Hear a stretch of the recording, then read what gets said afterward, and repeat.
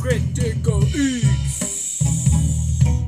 Critical Eeks, the show where the bottom rung scum eaters of the world sit, sip, and overanalyze jokes. Thanks for joining. Sorry about the weird intros. I don't know what those are about.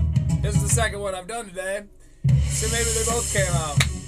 Cause guess what? It's fucking Monday and I gotta put the shit out as soon as I'm done, cause it's probably already late. Anyway, so thank you for your patience if I made you wait. Shout out to all of my friends. I'm glad you're here. My Eeksolians. Working title, we'll call it. Ooh, this song gets me jazzed now. I associate this with the show now, so it's like that nice little intro warm-up thing, and then all of a sudden just brat, brat, brat. Anyway, shout out to Bard Fox for letting us use their music. BARDFOX on YouTube. Check them out. It's like an hour-long song. They got a mess of them over there. And I've had a long week. My brain's a little in recovery mode because I had in-laws over, and so I was drinking beers, as I am wont to do, and that shit'll wear on you. At my old age, oh, you old whippersnappers. Now, we get a lot of questions. I will say I liked it in the comments last week, which last week's video got a crazy amount of views. I don't know why. I think the new titular structure is working, my friends, my Eeksolians. I'm not going to call you that anymore. Last week's video, I got a comment that said pretty much something to the effect of like, look, I don't like you. I don't like what you're doing here. But you know what I do like? That you're just having some harmless fun. Harmless fun's a good way to put that. Harmless fun is what I'm going for. I'm not trying to Brandon Shaw anybody here. I'm just trying to talk some shit, have a little harmless fun. And before you get in the comments and start questioning my credibility, remember that I have a master's degree in comedy analysis from Dunning-Kruger University.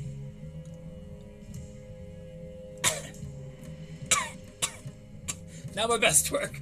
Come back to me, I can do better. Woo! Critical Eeks, baby!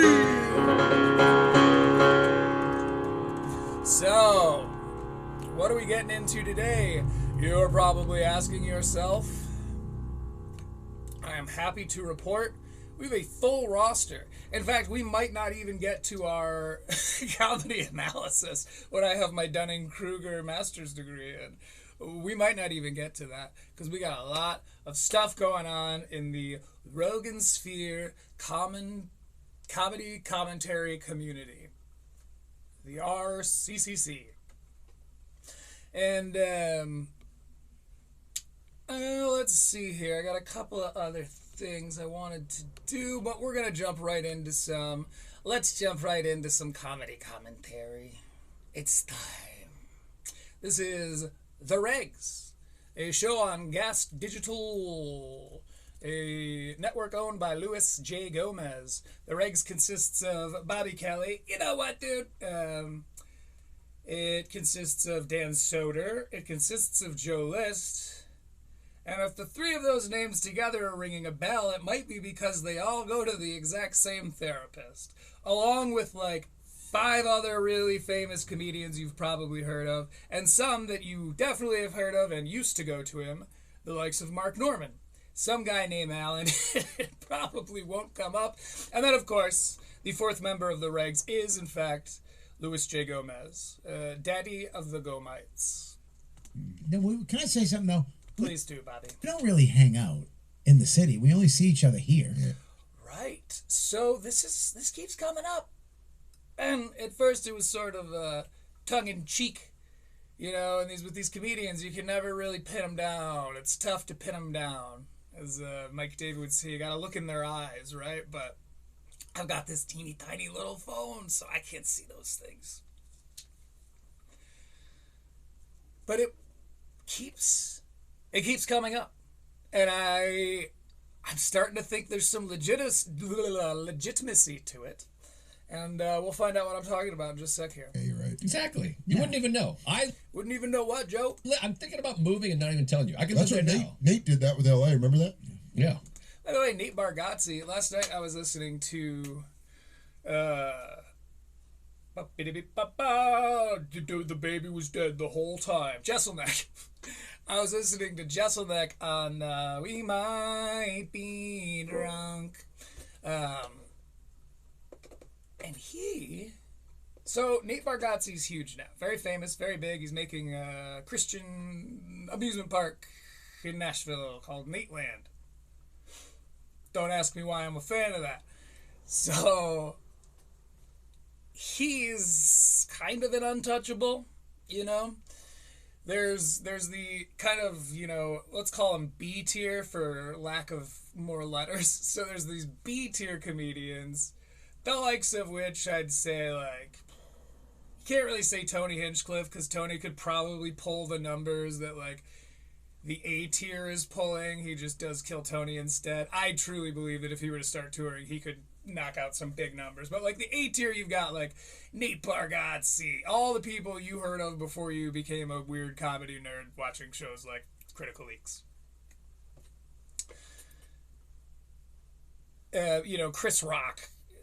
At one point, Louis C.K., you know, these massive stadium-filling Shane Gillis, Nate Bargatze-esque, you know, Class A comedians. And you got all these Class B who are very famous in the comedy world. Your Mark Normans, your Joe Lists, all of these guys. All the guys on the regs, you know, I would say all fall right perfectly into that B tier, where it's like, you know, You've got a big fan base, so you can reliably go out on the road and people are going to buy tickets for you. But the people in the B tier, they can't really mouth off so much to the people in the A tier because they someday wish to be A tier. And those Aterians, the people from the A tier, as they're universally known, the Aterians, TM.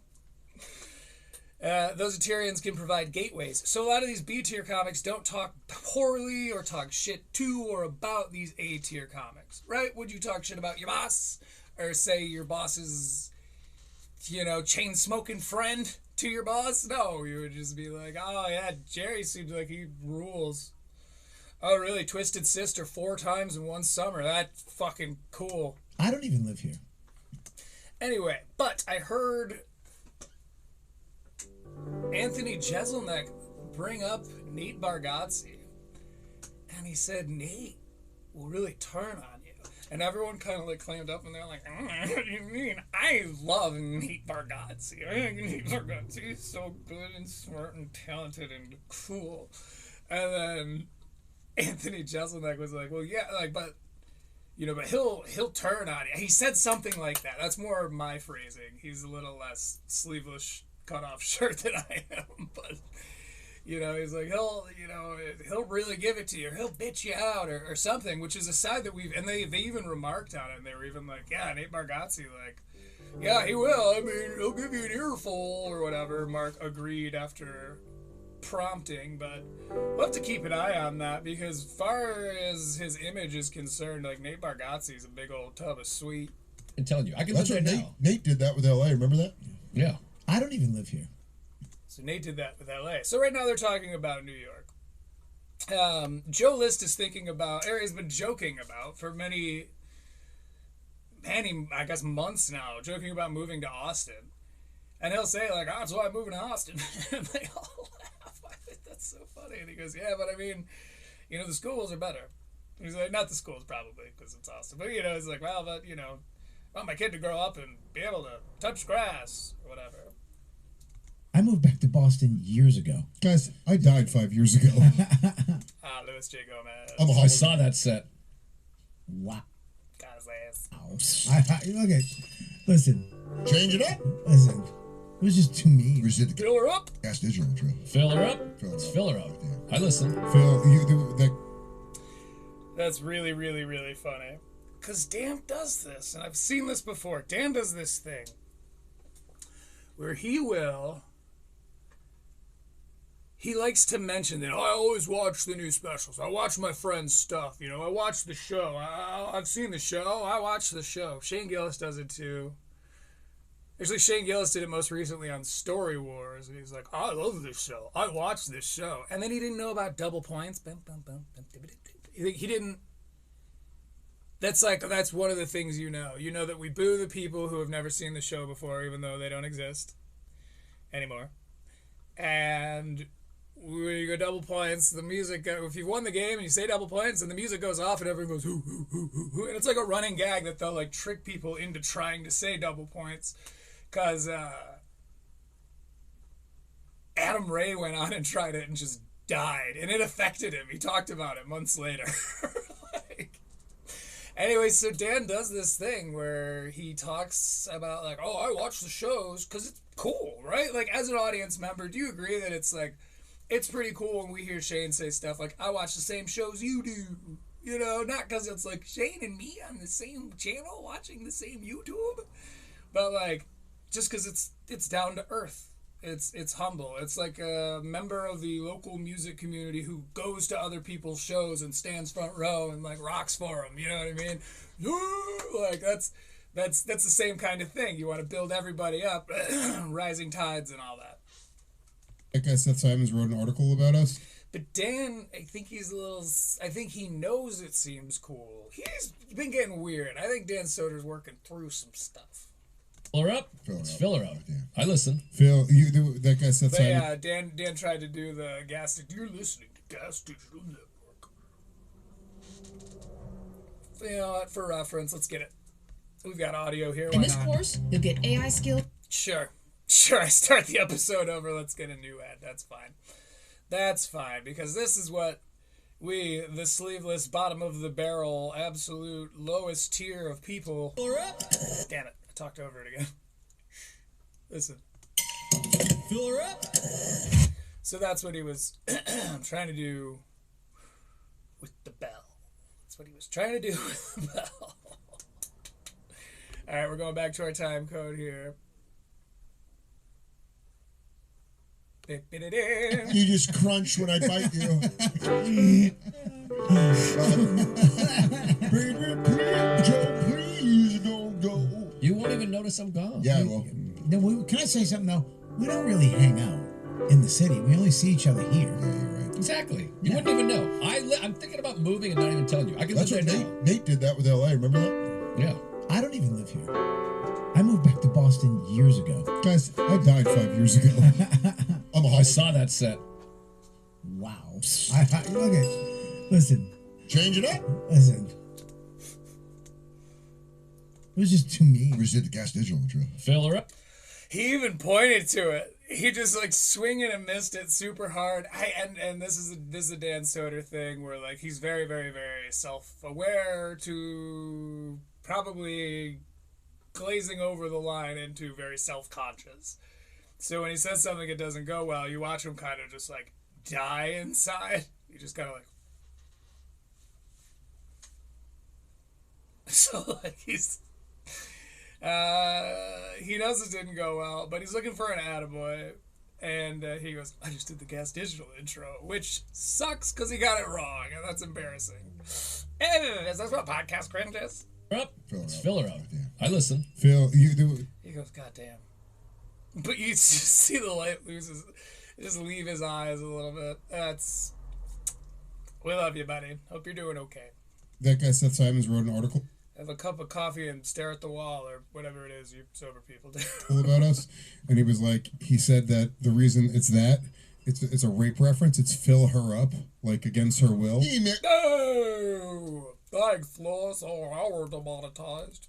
Is that joke hack yet? It was just too mean. We just did the Gas Digital intro. Fill her up. Let's fill her up. Yeah. I listen. Phil, Joe's like, I listen. Fucking lying ass poser motherfucker. Phil, that guy Seth Simons wrote an article about us.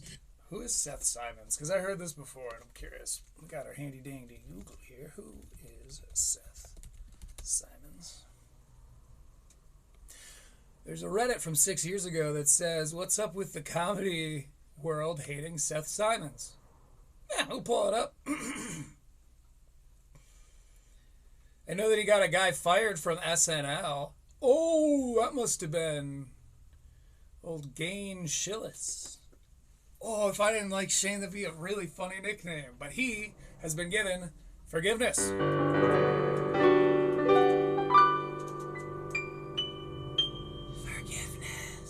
He's been given forgiveness. So nobody call him Gain Schillis. Like Gain Shill is. Yeah, right? Pretty good.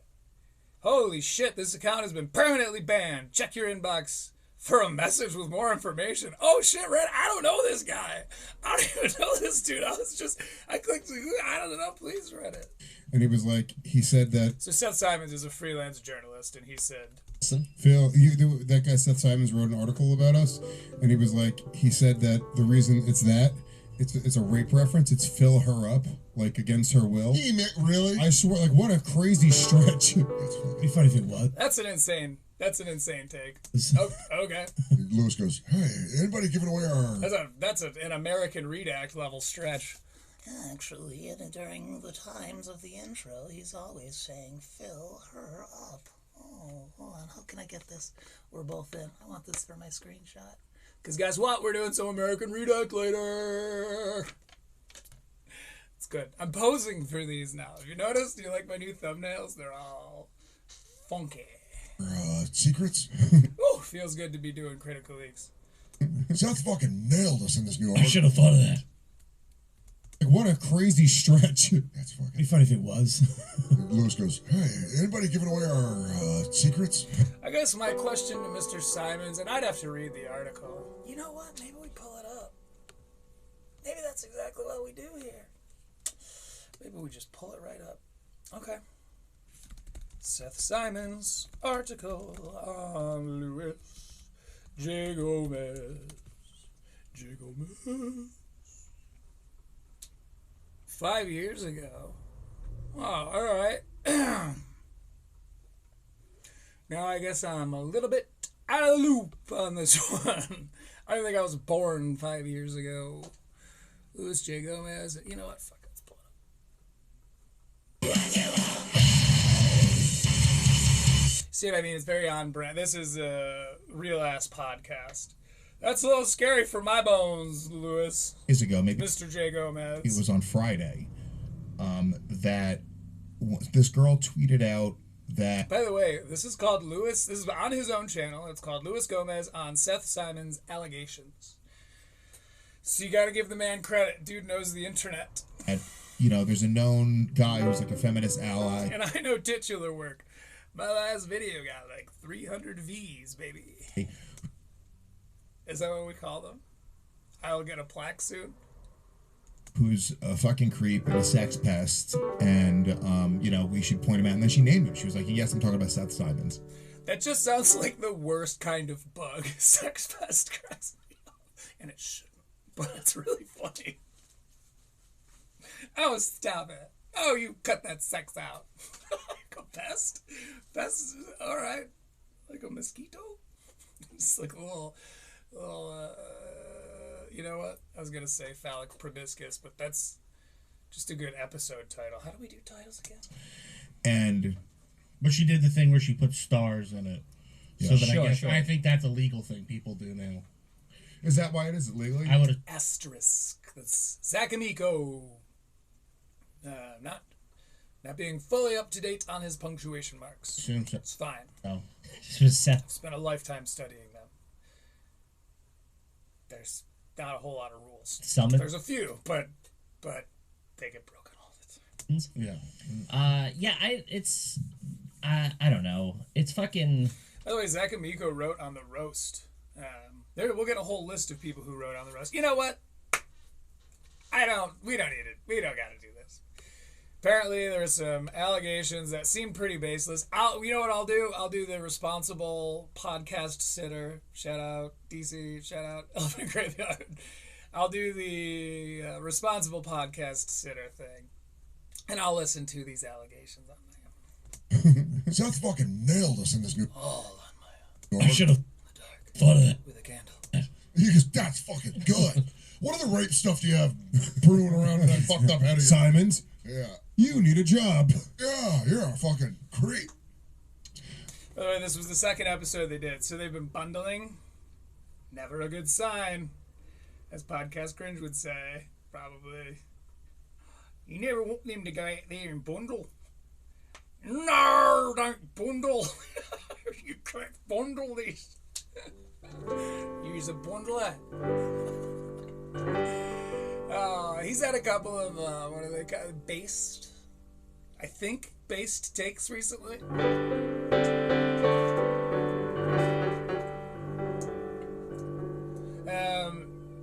Which we haven't been covering a lot of. So I think he is going to survive this whole Rogan sphere, bubble pop, dirty soapy water. You've heard my analogy, metaphor.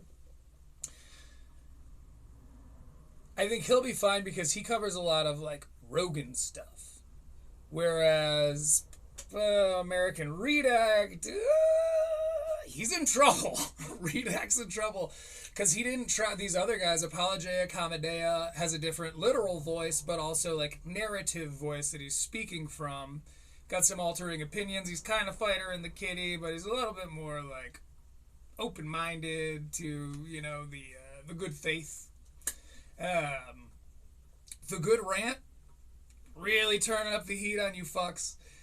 Actually doing research, finding clips that not everyone has used. The good rant is really starting to position to pass Redact, I think, because I think our boy's running out of steam, and I'm not them. I don't want that. I want more Redact. If Redact put out 2 videos a day, I would watch them. Sound up the whole time, and I'd be yelling at my phone the whole time, and my blood pressure would be skyrocketing. I always used to hear people talk about blood pressure in the 90s. Remember it? It's like quicksand. Oh, my blood pressure. No.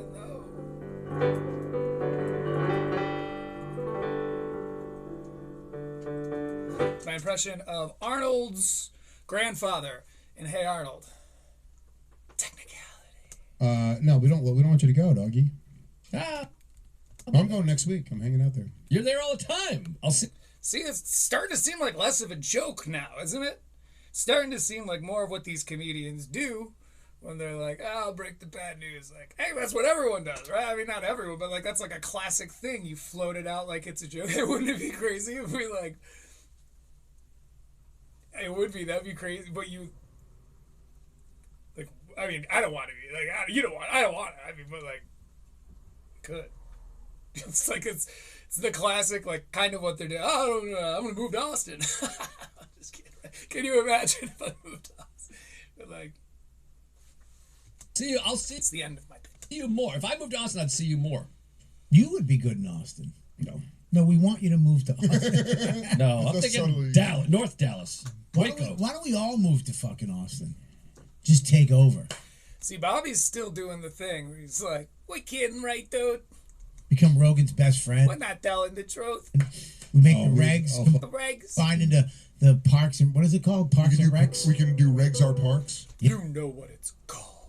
Yeah, Recs are park. Choke out You have 4 podcasts yourself, sir. Tony Hinchcliffe. He's got You Know What, Dude, The Bonfire, and The Regs. So maybe just the 3. Cliff, kill him, hide his body. Fucking he'll Wow, fuck why your shit would- up, dude. It's called Remarking on Your Own Hyperbole Redact. Tony will Who's done? He's finished in this town. American Redact has finally hit rock bottom. fuck Tony, Tony. you think Tony would fuck me? Tony would fuck Tony would fucking beat the shit out of you. Tony would Guaranteed. fucking Yeah. beat the You- brakes off him. Tony's kind of jacked. Yeah, dude, he's secretly been training with He's Rogan. literally... Yeah, dude. He would fucking choke you up He in knows 5 Rogan seconds. food. And he's healthy. Shit up. He's very... This is really, really fun to do. If you got like a tough guy friend, if you do this to him, it will get under his skin. It's very, very funny. Where it's like, dude, that guy would fuck you up. That guy kick your fucking ass, bro. What? Lewis knows what they're doing, so I think he's doing a good job of being like, ha guys, very funny. Tony Hinchcliffe could beat my ass. He's back there shadowboxing under the table. Very healthy. Doesn't drink, doesn't smoke. Yep.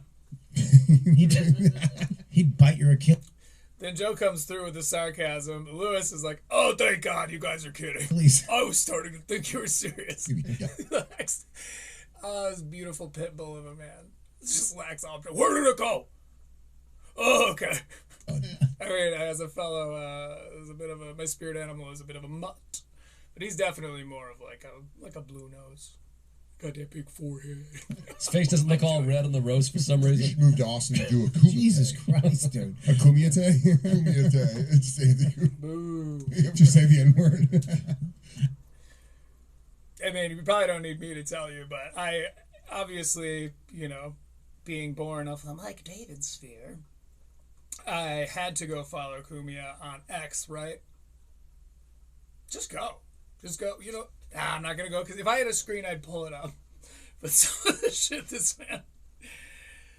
that is a perfect example of him being one of the comedians who was like, yeah, free speech. We should be able to say what we want. You can't tell us what to say in this country. But I really do hate black people. They're not human. Like, it's serious. Like, that is a quote. It's a quote you probably heard Mike make, but it's like that's the sentiment to his daily tweets, his daily Xings. That's like without exaggeration. I haven't been on there in months, and I promise you, if you go right now, within the last 12 hours, he said something insane.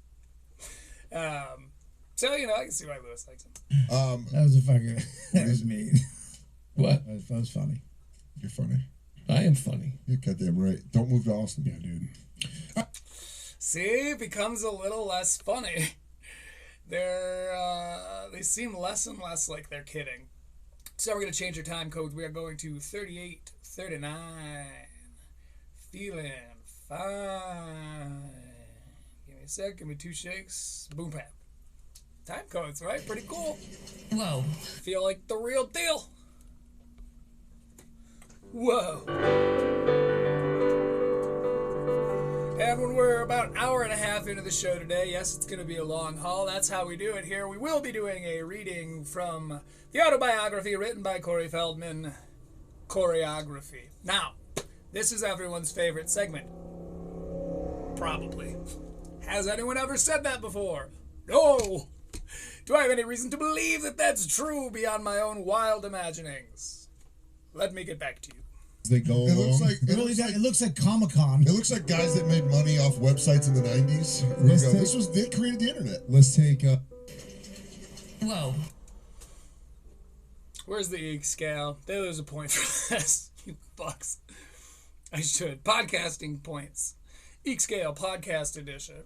name out. I would have to go re-listen to everything Podcast Cringe has ever done. I don't know if I can handle the name Bert Kreischer that many times. Well, in the Bert Kreischer. JP McKay. who's Yeah. Very handsome. But it literally looks like it. We're going back. It looks like guys that made money off websites in the 90s. This was the... Okay, yeah, they're talking about the joke. I just go a little farther back here. Let's do Fuck a you, roast you. celebrating the career of the most. Oh, this is a Che, SNL Che. I don't know fucking what this is. Okay. He's great. If you don't laugh, then it's just. Let's do a. Oh, if I was there, I would have booed and gotten up. And you're like, shut up, dude. You would have jigga booed. Whoa. You would have jigga. This is Che. He's great. If you don't laugh, then it's just. Let's do a roast. Let's do a roast celebrating the career of the If most you don't laugh, and it's just racist. successful black comic in the last 10 years. I love that. You're right. pretty funny, And then you scroll. It's just a horror movie. Fucking. Oh my god. Writers. It also gets ugly. Okay, on the point of Kumia, I heard recently. Oh, this is like the whole D.L. Hughley thing, and we'll get into some of what D.L. Hughley said later. But I don't know if we're covering this in particular. One of the first things he said was like, when white boy comics are talking about free speech, they really just mean they want to say the N-word. And I was kind of like, even on air, I like nodded, and I have to post a bit of a retraction there, because that's not what it was about. I can understand why they would think that, and yes, part of that whole "don't tell us what to say" was because they wanted to make racially charged jokes that they were too big of cowards to make when it wasn't like culturally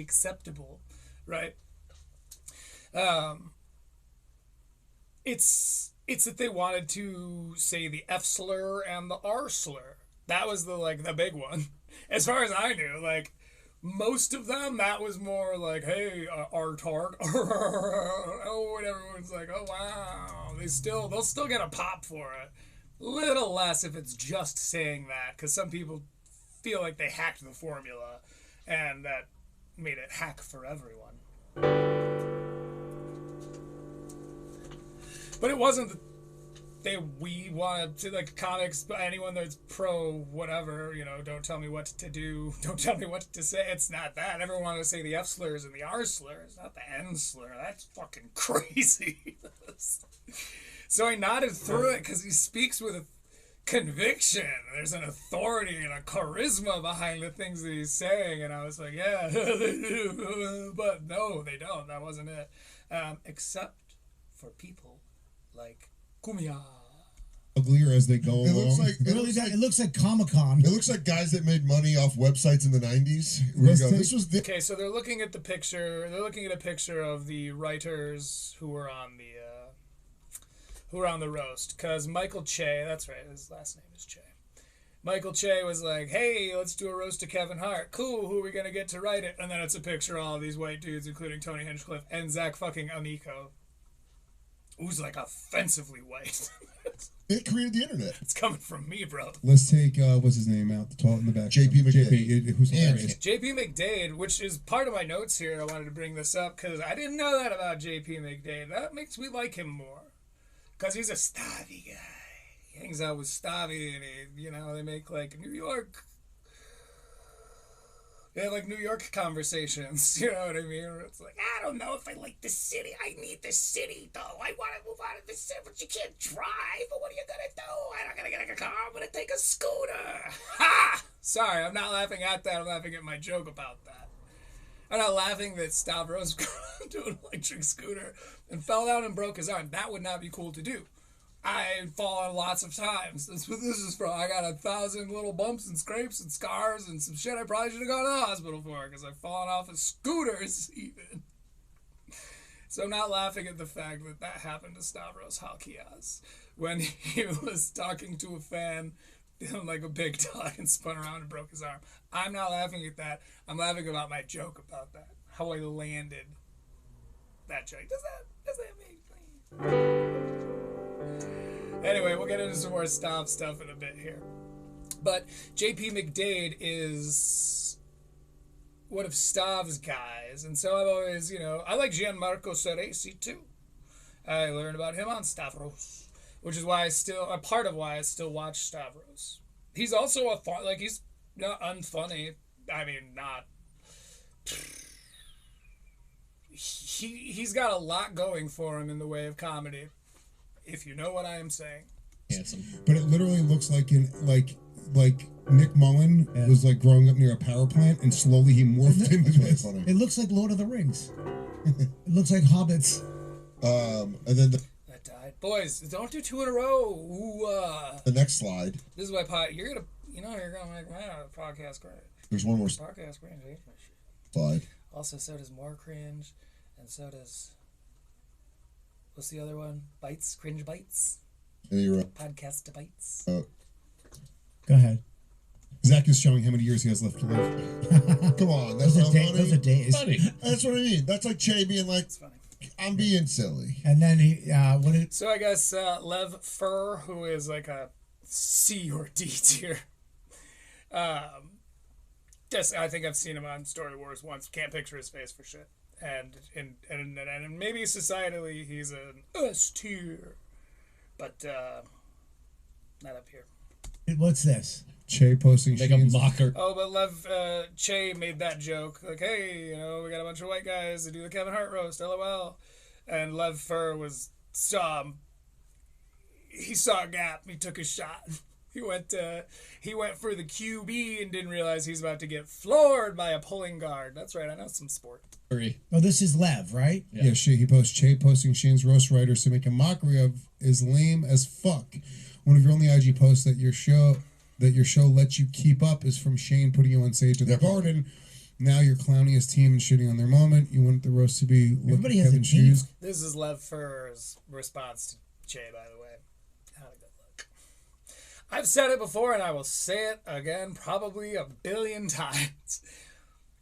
Pearl clutching does not look good regardless on what side of the aisle or directly in the middle of the aisle or wherever it is that you fall.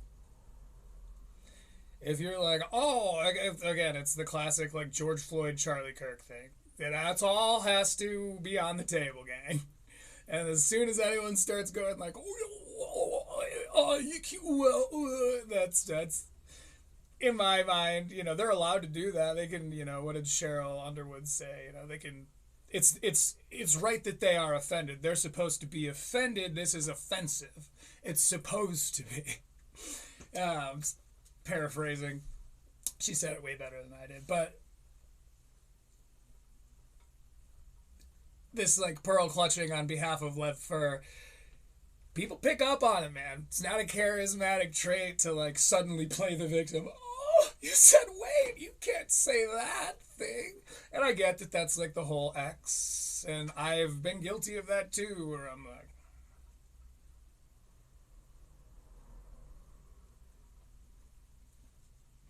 I've been there, I've done that. It's part of why I'm not there anymore. But Lev Fur, he really let it get away from him here. Really let old Che have it. And now you're clowning his team and shitting on their moment. You want the roast to be Everybody has a Kevin's team. shoes. I want a team. That might explain why SNL is so funny. Oh, Bobby, he's keeping it light. He's a professional. This dude's an old pro. Like, it was just kind of an aggressive thing. But this is why, by the way, His first comment is whoa, whoa, whoa. yeah, What is it? What is it? the They thing, wrote, whoa, whoa, whoa, whoa. yeah, and then they got into it, and they got into the but, All right, like, wait. but don't read the. I mean, we can. I want to read what Che wrote back. Oh, Dan doesn't want to read the comments. Dan, he just doesn't want to read. Why would you read the comments? I actually commented that. Let me go find my comment here. I'm going to read some fucking comments despite you here, bruv. One person liked it. It wasn't me this time. I am known to give a starter like from time to time, but I said, I love how Dan is like, quote, let's stop reading the comments and go back to small talk. Because he is. He's like, he makes it seem like comments are so lame. This is bad podcasting. Or maybe I'm looking too far into it. Maybe that's, you know, it's just an offhand remark and he just doesn't find it tasteful. This is I yeah. wanna He hear- did like 6. It was both of them looked gay as fuck after a while because they're going That's what people wanted to be able to say. They miss being able to call things gay. That thing sucks and so it's gay. first of all, Actually, if you think about it like that. second of all, third of all, fourth of all, and then they answered by going number 1. And like, But then like Lev's like, well, you know, this could have been a conversation in our DMs. Che's like, we don't have a DM relationship. Yeah, he got fucking owned. Michael Che really took it to Lev. Fuck you. Can I read this? I want to. That's I just it's like putting this on, like people can go read it on. I'm just saying, like, yeah, we've built up to this. And yes, this is how you know he's a joke teller and not a storyteller. Because you can't just build up, you introduce these 2 new characters. We're having dialogue in the initial scene. And then you're just going to be like, anyway, go watch another movie. You go make the movie for yourself and take all the steps to go read it. Why would it be fun to hear your 4 favorite comedians talk about our takes on these things? We should go back to doing voices. This is a big miss, buddy. This is a big swing and a big miss. He hadn't even thrown it yet. This is crazy for him to keep being like, I know. Bobby just like politely asked, oh, can I please just go watch this? And he's like, no, they can find it. Who doesn't want to take the time? Everyone's a comedian, right? They've all got all day, every day. Everyone is Druid. They could just fucking waste their time. It's like he refuses to let this just go. We would literally be most of the way through it if you'd stop posing this resistance, this needless resistance, my man. Che's like, we don't have a DM relationship. We're talking about how fire that fucking like that exchange was. Can I read this? I want to. That's hilarious. Can I read this? That's hilarious. Like, he knows that Dan's saying don't do it, but he's like, come on, no. Like, we can read this. This is fun. Good for Bobby. I like Bobby. Also, he's a hero. Like, putting this on, like, people can go read it on. That, by the way, is insane. That's another thing. People being so focused on, like, if Bobby had gone viral for telling a gas station worker, fuck you, people would still be talking about it. If you do, we'll say more likely a server. They're valued a little higher in my experience. Done both. Even though server is way below bartender, but like, people don't like when you fuck with the service staff. So if Bobby Kelly had gone viral 2 months ago for telling some waiter to go fuck himself, people would probably, that's not exactly, but people would still be talking about it. If he'd, if some kind of negative transgression, itty fucking bitty, it doesn't really affect the other person's life, but for the moment that it takes place, we would still be, everyone would still, oh, Bobby Kelly, blah, blah, blah. Fuck Bobby Kelly, you should have done that. Bobby Kelly saved someone's life. There was a little girl whose parents were like, I can't save her. She's fucked. And Bobby Kelly was like, I used to be a lifeguard 30 years ago, dude. And he dove into the water. And he swam out to this little girl. He instructed her, don't grab onto me. Because if you grab onto them, if they grab on, they'll just kill you both. Because it's like crabs in a bucket, right? Trying to pull themselves up. They keep every other crab in. And so he swims her back. He saves her fucking life.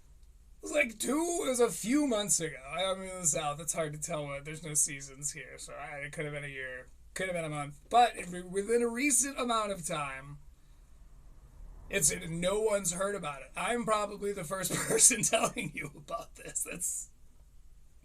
That's crazy to me. And I don't think it's fair. That's not the world. That's not the commentary community I want to live in, goddammit. I want to just be like, let's wait for these guys who we can't stop watching to fuck up. And then we'll relentlessly hound them for it for years. It's just like, sure, but like, those parts are fun. But they're brought into balance by the, like, this guy did this thing, it's pretty fucking cool. He saved someone's fucking life, man. Like, that person gets to continue being human exclusively because Bobby Kelly went in and saved their lives, and nobody talks about it. No, but if he had, if he'd slipped up and said something racial or like said one of the unforgivable words that never may be uttered in the wizarding world, if he'd have done that, we'd still hate him, right? But we don't love him because he saved a fucking little girl's life. It's crazy. Get it together, gang. I'm also trying to get it together. We'll do it as a team. Everybody, everywhere. Everybody do their share. If they keep it up. Barney. But they can't read. I want to see it. Reacting to it. Let me see it, yeah. Look at Dan being uncomfortable Corporate. He's with corporate. friction. Yeah, he really is. We'll go back. People can go read it on, if they Bobby, no. People can go read it. keep it up. Yeah, but they can't read. I want to see it. Reacting to it. Let me see it, yeah. Lewis knows podcasting. Bobby knows podcasting. He just keeps going, I want to see it. I want to see it, dude. And Dan, are you really advocating that after all this, you just stop? You're just like, no. I don't talk about comments. Sure, by my own description, I spend a great deal of my time on the internet perusing varying sports Reddits. But I think it's so lame to talk about. It's like, bro, it's what you do, right? Isn't that what you do? What were you talking about before this? I don't know, because there's not a time code for that, because it wasn't fucking interesting, Dan. But I do like that you created this resistance by being so obstinate, because now I have something to talk about. A lot of ecosystem thought going into today. A lot to reflect on. Look at Dan being uncomfortable Corporate. He's with corporate. friction. Yeah, he really is. Yeah, dude. corporate, no, it's gay as shit, it's bad podcasting. If you want to read Just it, reading fucking... how is it bad place? We're just... It's gay as shit, it's bad podcasting. Bring it on. We'll tell that to Ty Rivera, who is gay as shit and great at podcasting. Gay as shit. The absolute best LGBTQ comedian in the world. Bad podcast. I'm back on a Ty Rivera kick. Oh, he wins me over every time. We'll cover some Ty Rivera soon. It needs to be something in the middle. Because it's either stuff that, like, is completely unremarkable or stuff that is pretty fucking insane. And I'm not trying to do, like, an expose. I'm like, Ty Rivera's got the fatigue and he's not afraid to talk about it. I want to cover something right in the middle. He, every now and again, will do some, like, comedy commentary stuff. I wish he would do that all the time. I would be on his motherfucking Patreon. He's the only actual, like, professional comedian comic to be doing comedy commentary. Every time he does it, I'm like, uh-huh. And what else? He taught me about clapter. Like, it just, offhandedly. It's just, he started comedy, or he was there when Tony Hinchcliffe started comedy at the Comedy Store. This dude is like an unsung legend. But he doesn't talk about that. He talks about black people shoplifting. And how some people are just sick of hearing it.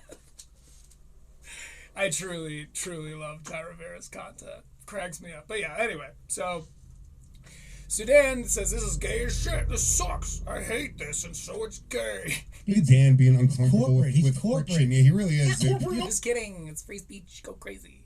Oh, it's gay as shit. Bad podcast. If you want to read, Who am I to think critically and read a little bit between lines? Just reading fucking. how is it bad place? We're Not just reading visual. fucking. How would you like it if I said all the bad things with Dan? This thing's Dan as fuck. It's visual. We get to See, Bobby's a hero in my mind now. read it and make fun of it. I'm fine, but it's just like. Well, what? And he should be in yours too. And look it up. It's a true ass story. There were witnesses. It's crazy. What?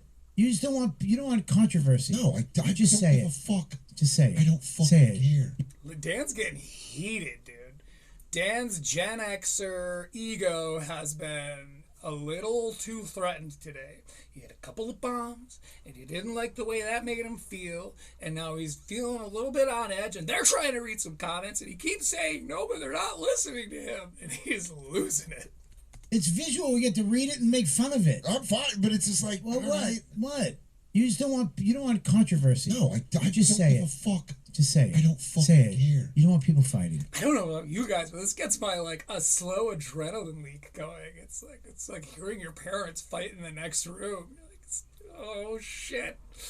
Oh, this makes me uncomfortable. Turn up the TV. This seems to be making it worse. Trying to court controversy is Did you go to- gayer than having Did you go controversy. to Alan? Trying to court controversy is gayer than having controversy. Dan's straight as fuck, you guys. You don't fuck with that stuff. It is just so fucking funny. Also, they don't care. The fuck do they care? They don't give a fuck what people think.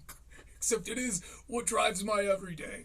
But these Xers who love to call it, it's a really dated look to be like, this is fucking gay. It's like, I'm not saying it's not okay. I'm just saying it makes you look as old as you are. Like, it's very, I know so many of those guys, and I knew them back then. So to hear Dan be like, this is just fucking gay as fuck. He's done it the last 3 times. I'm just like, it's one of those where I don't make, like, toot jokes either, because I think it's just kind of tasteless. Did you go to? And look at me, the pinnacle and epitome of a taste.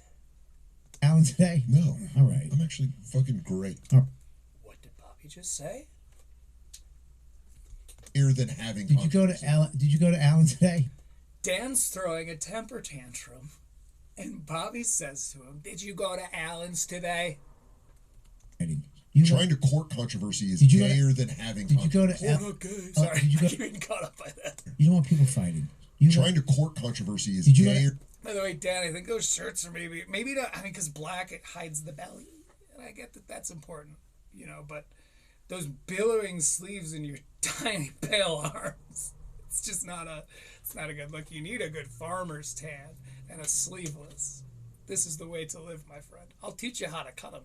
Look, no fray. Than having. Did you go to Alan? Did you go to Alan today? No. All right. I'm actually fucking great. All right. Whatever. Read the comments. I don't like. No, forget it. It's gay as fuck that they're going. Not the comments. Number one. No. This is weird, Dan. This is a weird little meltdown you're having. Like, and even if he would have just stopped before this and been like, "You're right," because he started to. Watch this. Listen to this. He starts to get. Than having. Did you go to? He's arguing, and then Bobby throws in a good one because Bobby's a fucking pro and he stays in the pocket. And he's like, "Did you go to Alan's today?" Which is like a funny, personable joke, but also like a cool way to be like, "Whoa, take it easy, bro." Like, oh shit, he's hot. He's going in hot. He's all worked up. And so Dan starts to kind of go with the flow, but then that. Alan, did you go to Alan today? No. All right. I'm actually fucking great. All right. Whatever. Read the comments. I don't like. No, forget it. So he's like, read the comments. And if he would have just stopped there, he probably would have ended up here on my show notes. But here we are. It's gay as fuck that they're going. Not the comments. It gets charged up again. Great. All right. Whatever. Read the comments. I don't like. No, forget it. It's gay as fuck that they're going. Not the comments. Number one, number two, number three, What does it number say? 4, number 5. Did you purposely do Lauren? Oh, that's They're alluding to Lauren. Oh, Joe List is fucking. You just pull us out of a tailspin, my guy. It's funny. Yeah. It was like What a does it say? subconscious. What That does it was say? number 3. So they're doing this roast of Joe List. And if you're watching this, feel free to use it because we'll all know where we heard it first. That's how the internet works. But the roast of Joe List is something to the effect of Joe List looks like he should be smart. Because he does. He looks like a nerd. He looks like somebody that should be a smart guy, but then he talks and you're like, oh, you're like a New York sports dirtbag. you don't like D&D. Take those glass. Stolen valor. Says summer. We can't talk. What does it say? So you can use that. He looks like he should be smart. This is Now it's good. falling apart. Use your 10 or 12 writers, your Zagamikos to really punch it up. Now Bobby it's trying to read Well, is it's fun. because it's fucking. He has it small. Make it big. It's huge, Bobby. Make it fucking 100 times. My TV is a foot away from. See, and he did a good job. Pulled him out of a little bit of a tailspin here. Let me double check my show notes here. But yeah, so that was packed full. We covered a hell of a lot of ground on that one. That's Meal Team 6 by the Regs. We had an Allen sighting. We're watching Dan unravel at the Soder. Joe List is moving. Maybe. Probably. It seems like he is.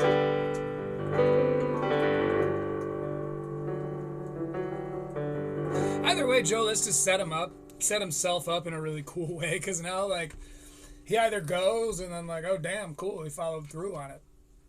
Or he decides not to go for whatever reason, and then in a forward-facing way is just like, it's never going to go, you fucking idiots, I was kidding. So it works. Good job, Joe. Joe List, Bobby Kelly, Louis J. Gomez, heroes of that episode, if you know what I mean.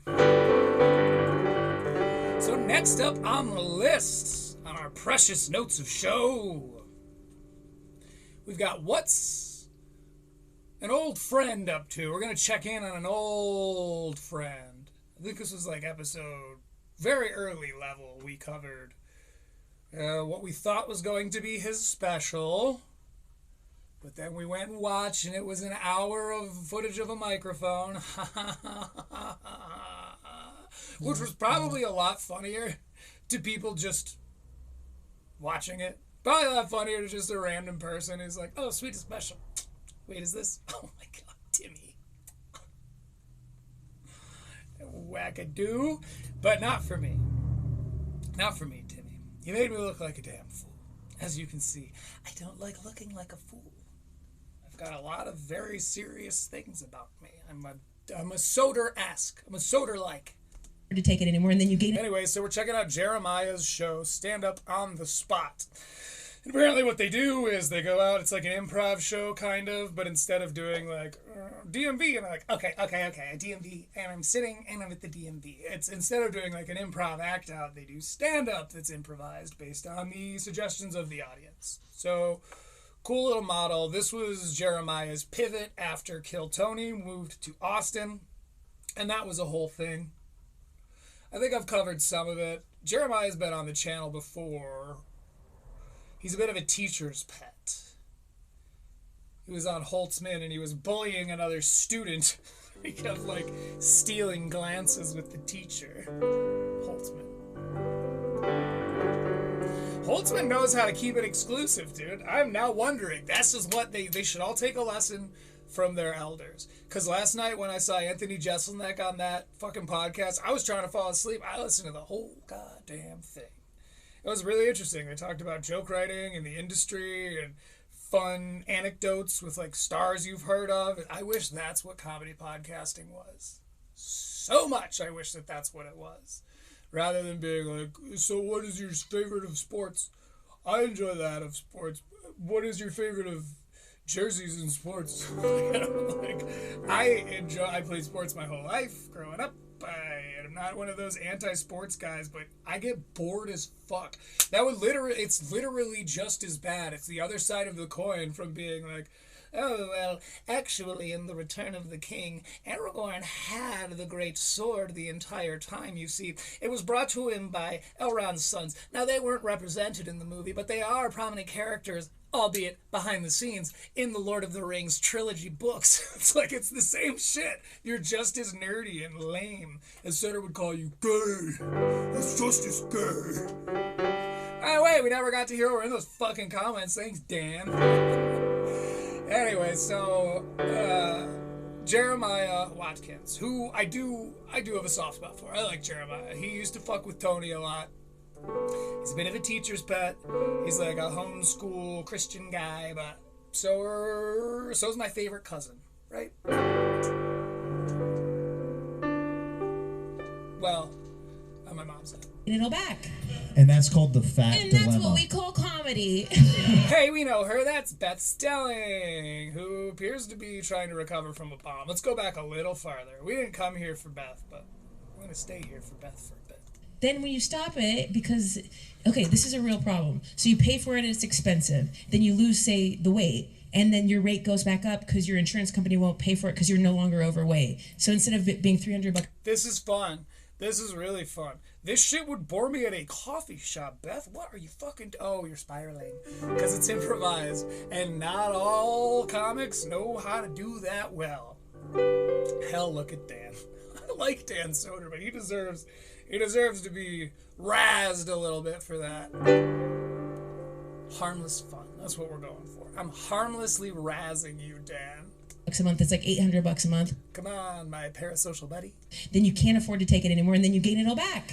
And that's called the fat And dilemma. that's what we call comedy. You two have no chemistry. Tall. You two are like my high school record. Zero chemistry. A transcript. I actually don't probably have one of those. Let's end on that. I'm just kidding. The perils of the insurance system that we currently live in. But did anybody else know what I'm talking about here with this?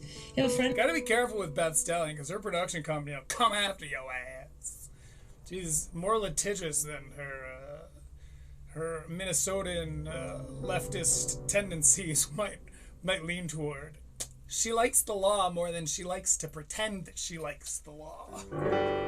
That fucking cracks me up. You've all heard the story of my friend who's anti-police and then had someone show up on his porch all drunk and was scratching on the screen, and so they called the police and had him arrested. Under a loved one? Like, what would you do without those guys, bro? Took Ozempic, slimmed down, and then it just came back. I had an uncle who stapled his stomach. He got thinner, and then he out-ate the staple. Oh. I'm sorry I went back for this, guys. I knew it was bad. I just wanted context. This show's so fucked. It's fucking my show. Oh my gosh, she forged through. I'm a guy watching a... Never mind. He. Yeah, okay, yeah, no, he. Yeah. I said he. Oh. Yeah, sorry. Oh, sorry. This is great, guys. He. Yeah, okay, yeah, no, he. Come back. Oh my gosh, she forged through. He. Oh my gosh, he forged through. That's weird. Yeah, okay, yeah, no, he. Yeah. I said he. Oh. Yeah, sorry. Oh, sorry. Get my uncle's gender.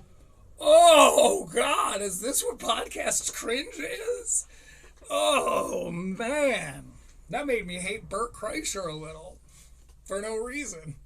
Pretty on brand. Forged through. He. Yeah, okay, yeah, no, he. Yeah. I said he. Oh. Yeah, sorry. Oh, sorry. Get my uncle's gender only a right. guy- Don't, only- don't misgender. Guy.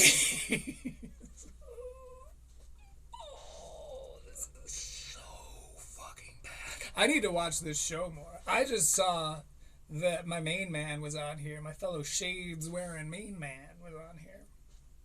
And so I jumped to where he was on here. I was gonna watch Brad Williams, but I decided to pull the switcheroo. I don't want to ever let that die. I know he addressed it, and there was the clip that they covered on Red Bar, of like him being like, "Here's what really happened." And he like talked about it. He felt like he owned the haters or whatever. I don't ever want to let that, like, that story was weird. Just like I call Bobby the Tijuana tearjerker. I every time I see Brad Williams on anything, I'm probably not going to watch it, but I am going to go. I'm going to click in. I'm going to go to the comments and say, I really like Brad Williams, but I prefer Carlos Mencia. Can you have them pull another switcheroo? Like, 0 likes. But it's a ton of fun. So join me. Keep that pulse going, okay? You're my I uncle. was gonna say only a dude. This, we have to listen to it one more time because we accidentally stumbled on some really good podcast cringe. Oh. Yeah, sorry. Oh, sorry. Get my uncle's gender only a right. guy- Don't misgender my uncle. I was gonna say only a dude is gonna have a stomach say no and then forge past the no. You know what I mean? Because, guys, you see, rapé. Guys, are we having a good time with best selling? Oh! She's a way better writer than an improviser. Holy shit, Beth. Thank you.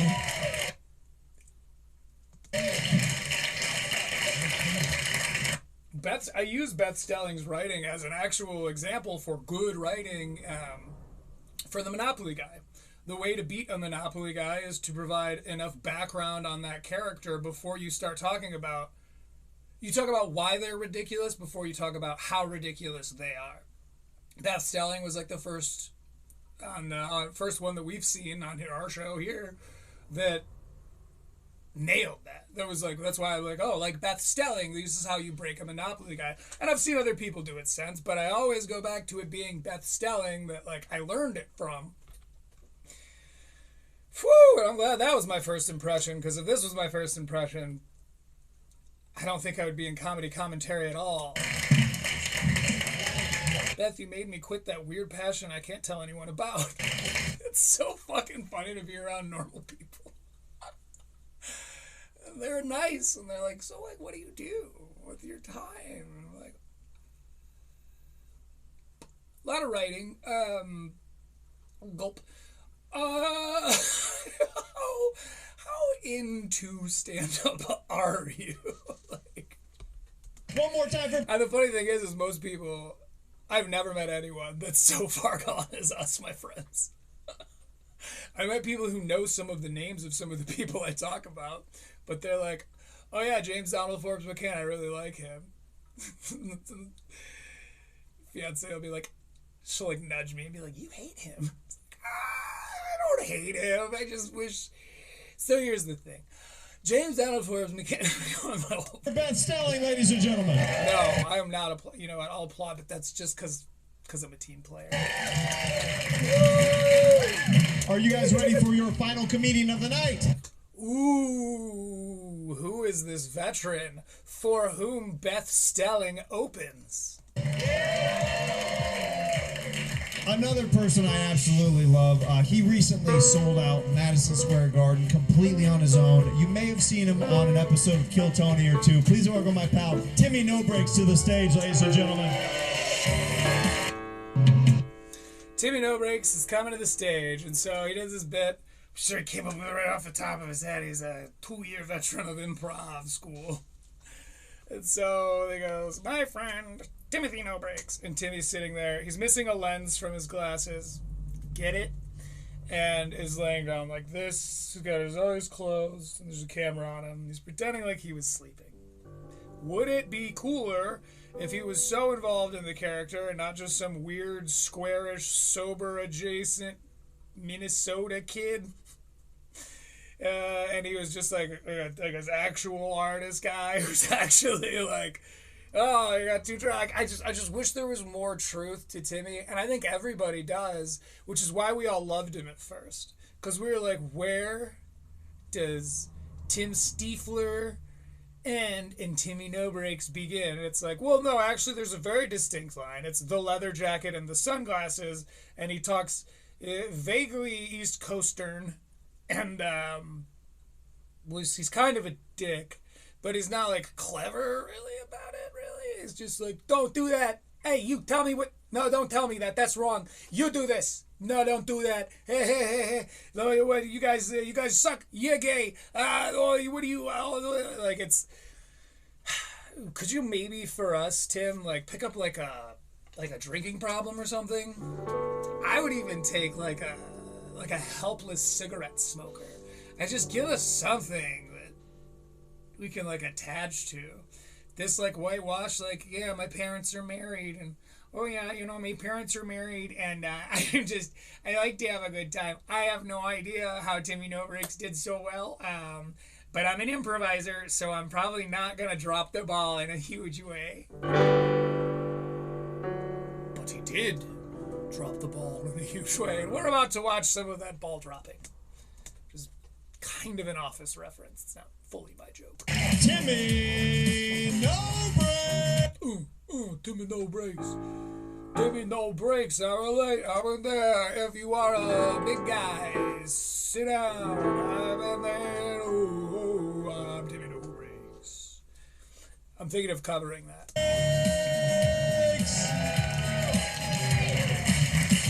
Is that Jeremiah?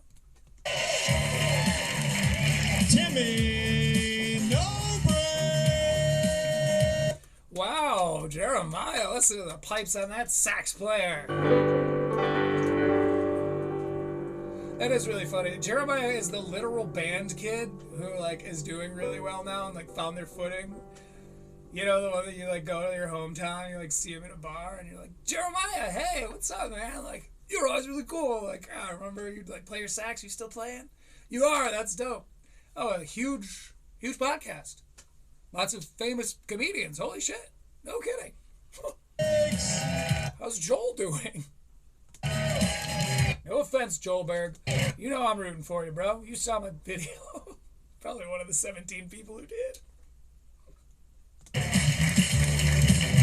Joelberg was the drummer for the Kill Tony band when Jeremiah was playing the saxophone for them. And guess what? They were still the best damn band in the land. I guess maybe Austin's not in the same land as LA, because the music was problematic, but that was like kind of the point. If you're not aware, Kill Tony used to be pretty fucking Billy Strong, dude. It was very duct tape. And a lot of people preferred it then. I prefer it. I prefer the professionality of contemporary Kill Tony. Maybe not all the same dudes. I miss William Montgomery so much, but we'll get to that later. What the f*** is Houston, Texas? Look at Jeremiah already mogged you. You just got projection mogged, bro. Good to be. I gotta milk those looks maxing jokes as hard as I can, because now they're making them on the news. Yeah. What happened here? But also they play hip hop on the news, and you still like that. Yeah, bam. Oh shit, I didn't know. Let's get a close up on that, please. Ronnie. What do you do? Oh, Houston, Texas. Good to be here. What happened here? Bam. Oh shit. So right out of the gate, he goes, what happened here? Bam! And he knocks a can off the bench and then pretends like he didn't know that it was half full. Oh, shit. I didn't know. Let's get a close-up on that, please. Ronnie, come on stage. See, this is like the thing. And it did... who knows? Maybe he'll get bullied into having some kind of like terrible addiction, and then it'll become very interesting, and then it'll like come back out as this guy, you know, because what he's doing right now is exhibiting some pretty terminal downward spiral behavior. This worked on Kill Tony.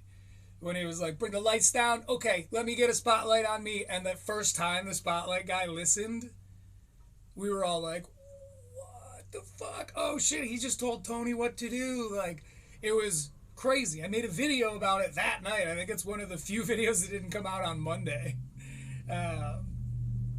Because it was crazy. He went up there, he was calling the shots, go, bring the lights up, you there, you let me see your hat. You know, he's doing that still. What is it?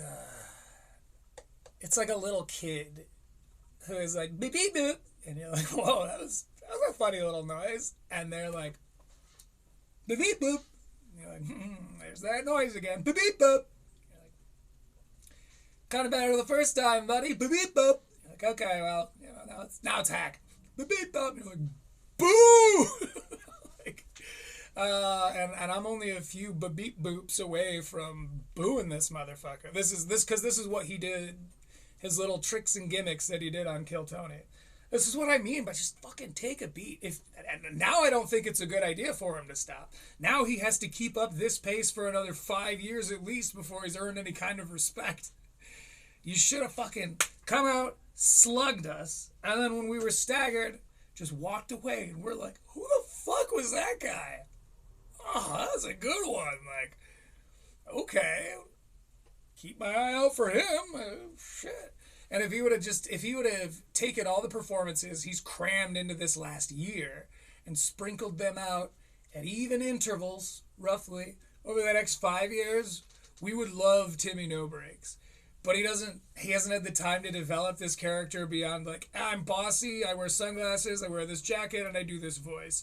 Beyond that, it's just an improv thing. But he didn't even do improv for long enough to, like, pull this off. So what we're seeing is, as I've said before, is, I believe, a downward spiral. Get a close-up on that beer, please. And camera guy, listen, because isn't that hilarious? Then get a close-up on me. And then Bad Boys 2 around me right now. Just come back here. You can go through this. Man, shit just got real. Okay. And again, like, pretty funny, but this, if you hadn't seen him before, this would be like, who the fuck is this guy? But unfortunately, the actor that plays Timmy No Breaks is actually a really kind of lame guy named Tim Stiefler. And this kind of lame guy went on a ton of podcasts before he had any idea what he was going to do. And it was just like, yeah, I don't know. I guess I'm just like a regular dude, you know? And people are like, well, but like, where's this Timmy No Breaks character come from? He's like, I don't know, you know? I did improv for 2 years at Second City. It wasn't even Second City, I don't think. But anyway. My blood pressure. That was so cool. Holy shit, we are clipping through time. DC once said it when he's like, fastest 3 hours ever. I'm like, I actually can't relate. All right, let's bring Jeremiah. You are all having a good time here. Get back up. All right, he's gone? Okay. All right. I could take a suggestion right now, or I could hop into my act. Apparently that's really taboo. Somebody went on, I can't remember who it was. Karen Feehan, maybe?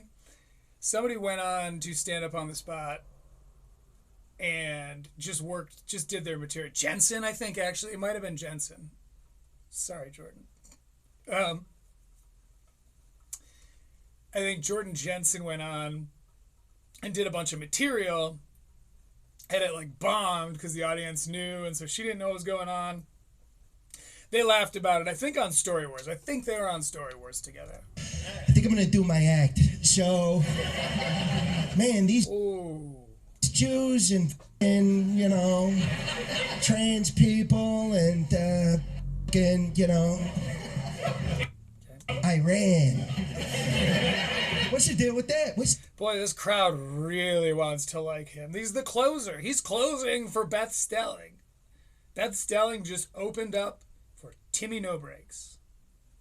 I say it again. Beth Stelling just opened up for Timmy No Breaks. And we're not going to resolution that at all. Is this patriarchy? Oh, shit!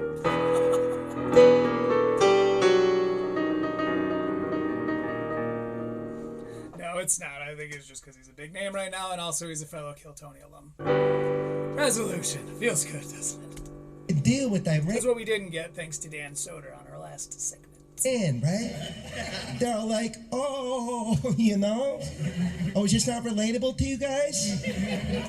So then he does this thing where he doesn't have any material, so he kind of like fake vamps. And I did this once on stage. There's a video of it. And in fact, if I'm doing an editing, go ahead and put that video right now. Here. See, it's not that hard to do. And for those of you who are watching me on the actual full show, I was playing drums in this punk band.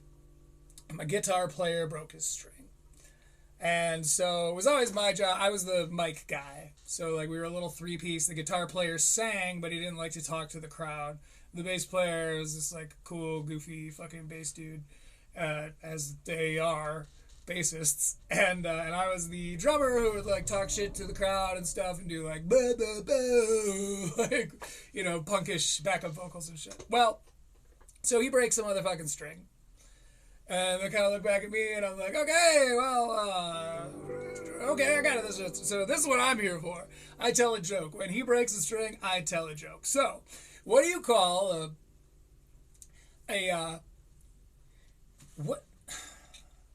what do you call? And like then people started to understand that that's what I was doing, and they're like, ah, you know, they kind of like, you're doing great, honey. And then he finally fixed his string, and I was like, oh my god,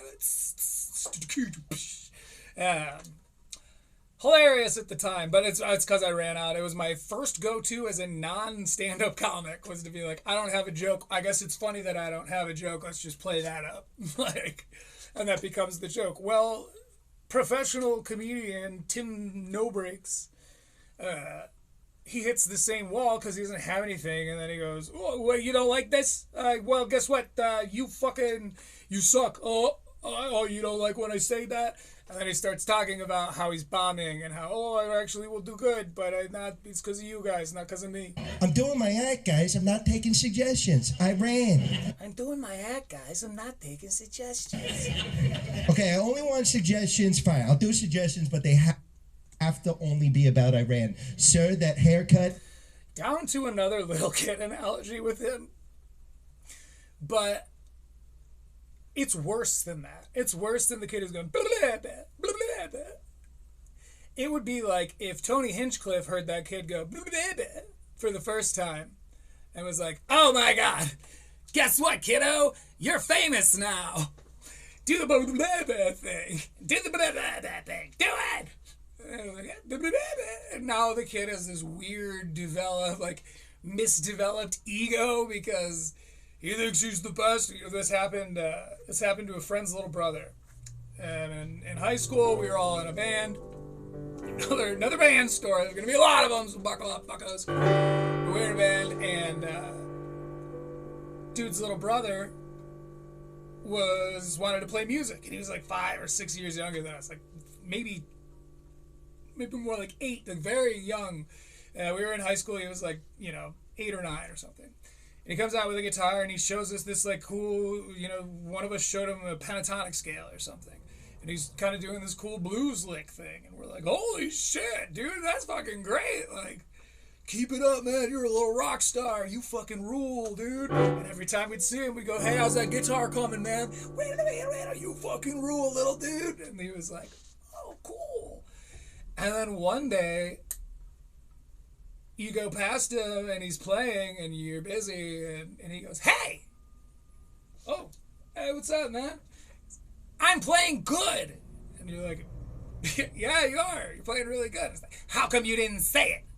Why are you talking like Tony Hinchcliffe now? I'm a star! This is exactly what has happened to Timmy No Breaks.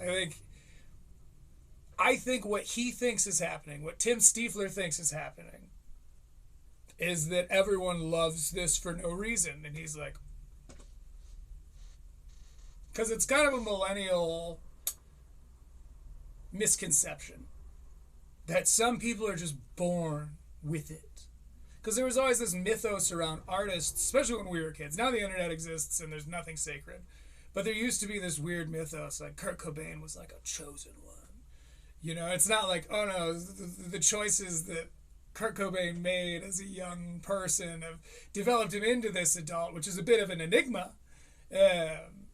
But not really like chosen to be this great artist. But millennials have this thing where we're like, oh no, Brad Pitt was born to be great. And beyond him being a handsome fuck, like, it's, you know, a lot of it, there's a lot of footwork that goes into it. I think Timmy Stiefler, though he'd never say it out loud because he's from the Midwest, I think Tim Stiefler thinks that he's a chosen one. And so he just, like, does it. Like, people keep applauding and he keeps getting gigs offered to him. And it's like, that's because you've got Tony Hinchcliffe is in your older brother's band and he's getting you gigs. It's not because you are awesome. It's because people, by giving Kill Tony alum and Kill Tony active Kill Tony golden ticket holders, by giving them stage time, they're doing a solid for Tony Hinchcliffe. And even Jeremiah isn't impervious to wanting to get that Kill Tony bump. But unfortunately, he's got this, as I said, this falsely developed ego now. And it'll be really interesting to watch as this crash continues to happen. Because I don't see a way out of it for him. He needs to eject and start a brand new character and dust off Timmy No Breaks in 5 fucking years. Or else. I'm just kidding. It's not my thing. Is ridiculous. It's a reference to Red Bob. That is a ridiculous haircut. Do me a favor, push in on this man's ridiculous haircut. See, even this is really like bad, out-of-pocket crowd work. I get that that's what he's doing, but it's like you don't really have a grasp on the material that you're trying to satirize. Like, you have to have a full understanding of that side in order to be able to, like, make it funny and create this ridiculous balloon animal out of the thing that, like, you're pretending to be. You know what I mean? Like Stephen Colbert is one of my go-tos for that, because the Colbert Report was so fucking funny because he played this character. He was like an uber Republican, 2000s Republican, where, you know, wag of the finger, you know, well, I don't remember. Tip of the cap, wag of the finger was like a segment he would do. Anyway. Timmy No Breaks doesn't have enough of a grasp on the character that he's trying to portray, so now he's just like being mean to this poor guy who's like this older dude.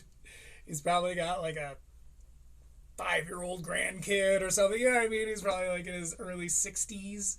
He's very great. He's like a handsome man. His hair's not bad. It's just Timmy latched onto that thing because he has enough of a perception score to be able to recognize that that's something that maybe stands out a little bit, but isn't perceptive enough to realize, like, oh shit, you're just kind of bullying this dude who's not, like, heckling you, but you're doing it in the sake of anti-comedy, but you don't really understand how to do comedy well enough to satirize it. Like, you feel where I'm going? That's why this feels so hollow. Even though the people in the crowd are like, oh, wow, this is wild. It's because he's an Austin guy, and this is what they're expecting from, like, a brash Austin guy. But, like, he's also, yeah, I'd love to be wrong, Timothy, but I'm not feeling this. So is this your wife?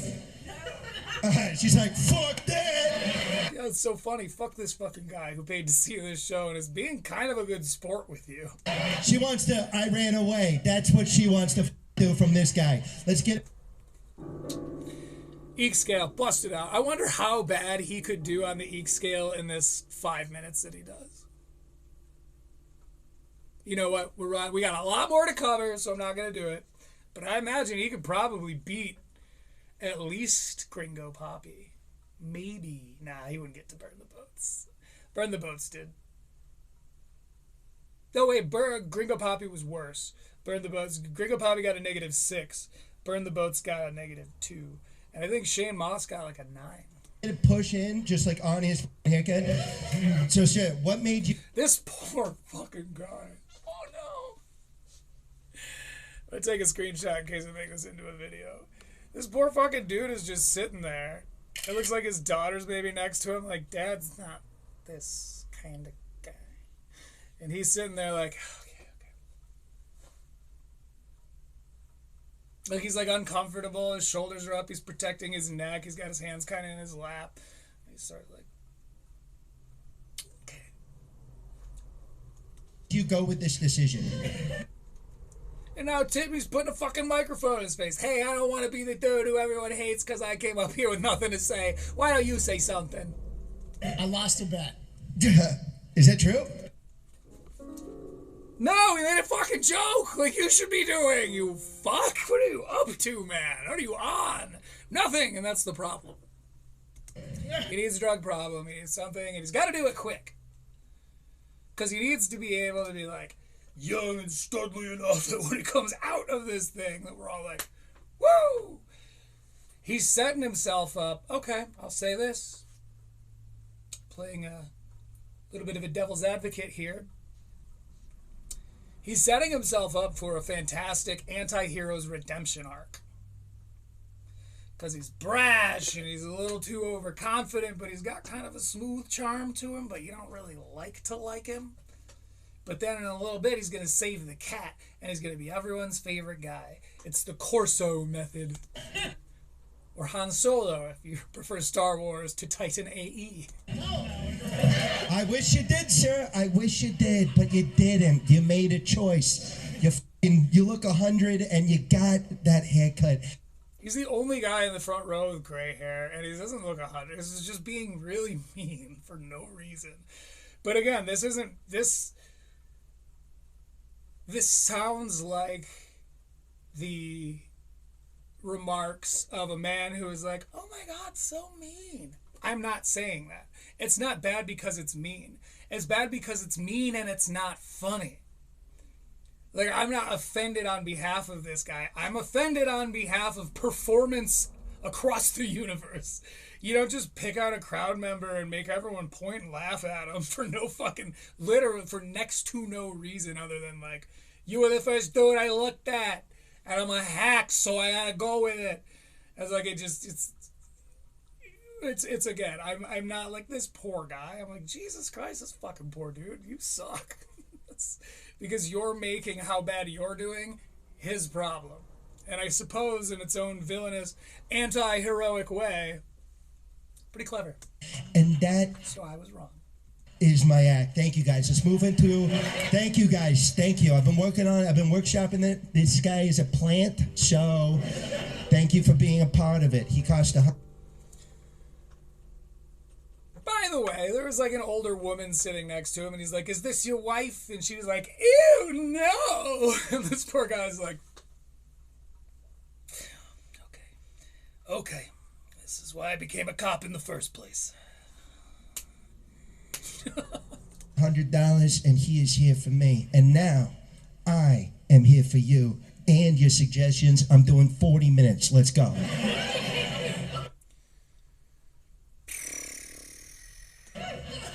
Perfect. You guys are doing great. Thank you for contributing. That's really nice. So sit the fuck down right now. Guys, give me a... He was already sitting down. He just moved back to his seat. So, can you tell that Timmy is not super comfortable? So now he's just killing time. I feel bad for even playing this. I'm like, we gotta do a fucking reading of the autobiography written by Corey Feldman, Choreography. We gotta do a whole fucking thing. And I'm sitting here listening to Timmy No Breaks do nothing except less than nothing. Dead air might literally be preferable to this, bro.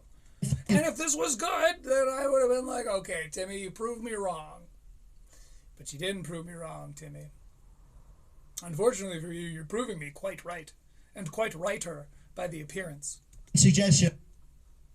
Let's get a quick drug habit, bro. I'm ready to... Is that bad? Is that against the rules? Is it harmless fun to wish an addiction on somebody? But I want it for them. Like, it's so that they're better, not so that they're worse.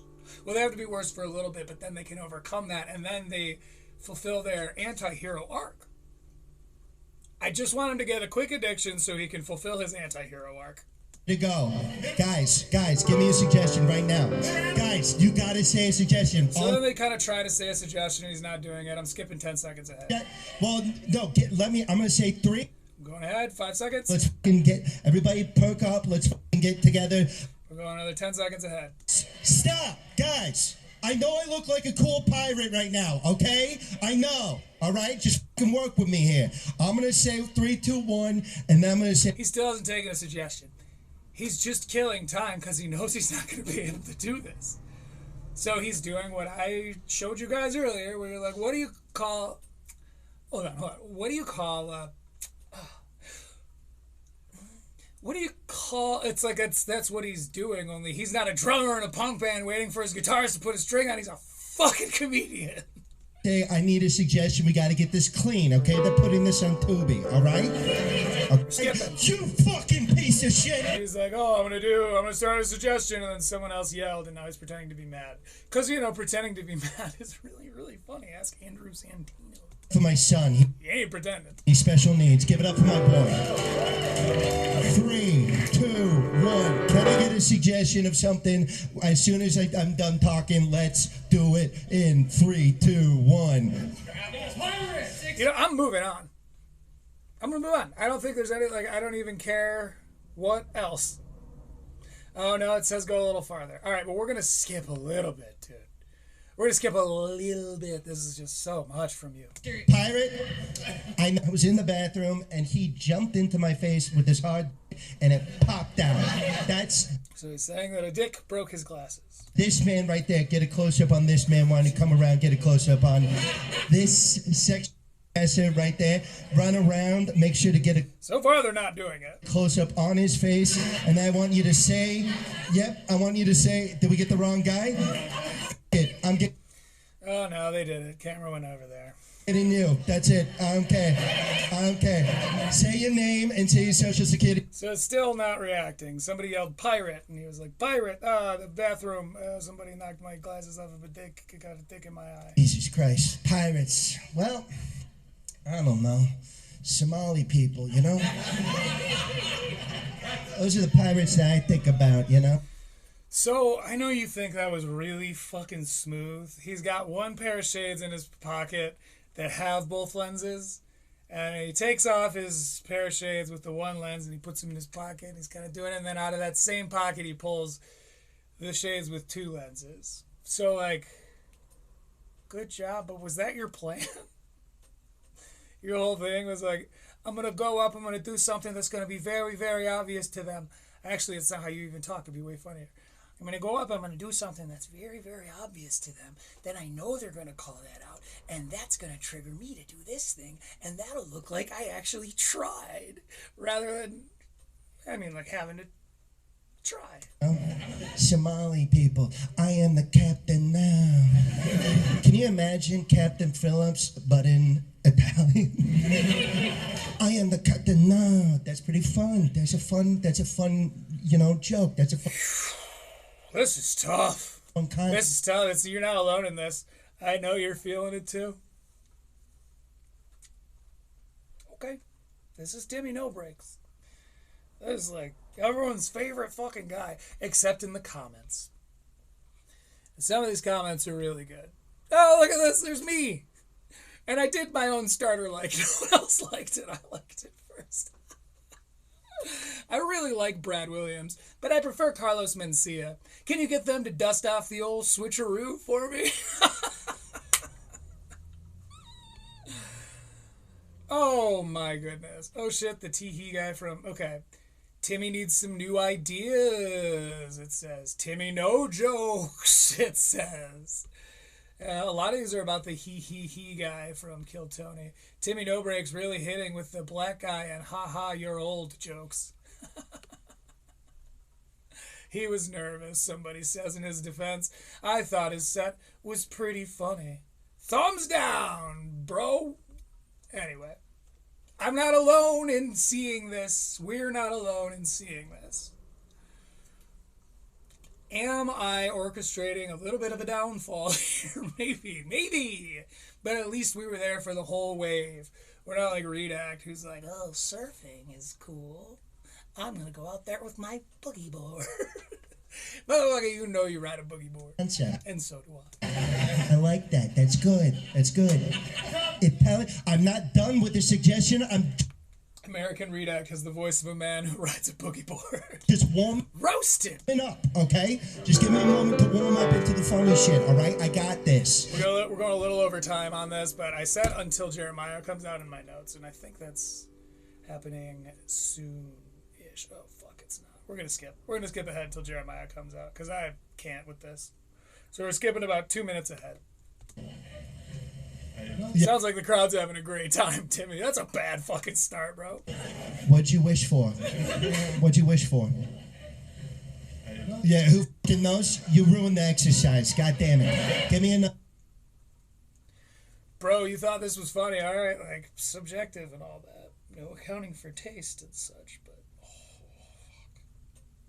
This motherfucker puts me in a mood. Another suggestion. Jeremiah, big nose. He Really, really funny. Another suggestion. Jeremiah. looks Jewish. I wonder if that was like a get him out here, this is bad. I'm the Or if they just want to hear some Jeremiah jokes. Jew, but he looks Jewish. Get him out of here. Okay. Sir, why do you look like that? Sir, why do you look like a lady with a mustache? Sir, why do you look like that? The guy he's talking to literally didn't even know. Goddamn Independence Day out there. The dude he's talking to literally didn't even know that he was being addressed. Because he's got like a beard. It's not just a mustache. He doesn't look like a lady at all. He just has long hair, I guess. It's like pretty like ladylike.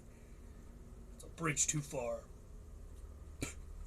You got a haircut, can you tell? But yeah, the guy like looks behind and he's like, why do you look like a chick with a mustache? And he's like, I do? It's fucking news to me, my guy. Taking another one in case we do a video. Do you know this man? Do you guys go to the same f***ing barber? Sir, go to a different barber than this man. All right, and I can't let the show go like late tonight because I got to get this thing up. Like I said, this is the same day. You're seeing this right now on Monday? This is a few hours before that. Hi. This is the closest we've ever come to running into each other. Knuckles. I hope you knuckles with me. It's fucking crazy. You're too old to be looking like that, okay? You look like half of fucking Wayne's World. You got to cut it out, okay? Ma'am? The guy's like... he seems like he's being a good sport, but he's uncomfortable. And he doesn't get the joke because the joke is not making any fucking sense. It's not even like badly written. It just... he's this... be like pointing at me and being like, sir, why do you have a bald face? Oh, like over here? Like this? Because he just has a beard. I guess there's a mustache as part of it, but most of his face is beard. Also, fuck you, Timmy. Pick on someone your own size. You old Minnesotan fucking twat. Break up with him. Okay, did you say a suggestion? I would love to hear it. Vinyl. Wicca wicca. I used to DJ. Okay. All right, let's skip it ahead a little more. Skipping ahead more. Here comes Jeremiah. Here comes Jeremiah. Let's get Jeremiah up. I had to make an executive decision. We'll cut to the end of his set. Okay. Let's get a time check really quick. I am significantly over my time. But why, though? I guess because people were technically laughing. These people are being polite. You can see in their body language that they're like... But again, he's going for the Austin shock and awe. And good for him for branching out into LA, you know, because if he was doing this in front of Austin and it was killing, I'd be making fun of him because he was just doing it in front of the echo chamber, so... Let's get Jeremiah up here, please. Here comes our guy. Oh, you guys like the gay guy more? Is that right? Yes. By the way, Soder, this is how you sound. Oh, you like the gay guy less? That's fucked up, guys. That's keep it going for Timmy No Yeah, Breaks. yeah, keep it going. Navon, the #1 rated business travel. Yeah, she's like, you like the gay guy more? That's fucked up, guys. And then he tries to double back and go, you like the gay guy less? I'm the gay guy. I'm gay. Hey, that's what I meant to say. No, it isn't. You fucking weirdo. Up, guys. Is that right? Oh, you guys like the gay guy more?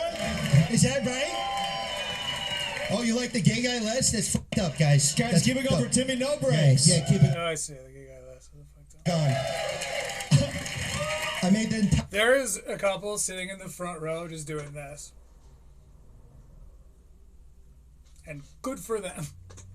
But also, it's like the only black dude I see in the front row, so I imagine maybe we skipped over some shit. Front row mad at me. Like this. I've made my point. This is so bad. That guy looks like he's gonna fucking murder. No. Oh, he does. Okay, yeah, he's pointing it out. I made the entire front row mad at me. Like this black guy looks like he's gonna fucking murder. No, seriously, look, this guy's gonna fucking come up. He looks. The guy, like, they cut away from him. They cut to him, and the guy's seriously sitting here like this. And they're like, oh, I don't think he's playing. Looks like a bear. He looks like a, not like in the black. Take a suggestion.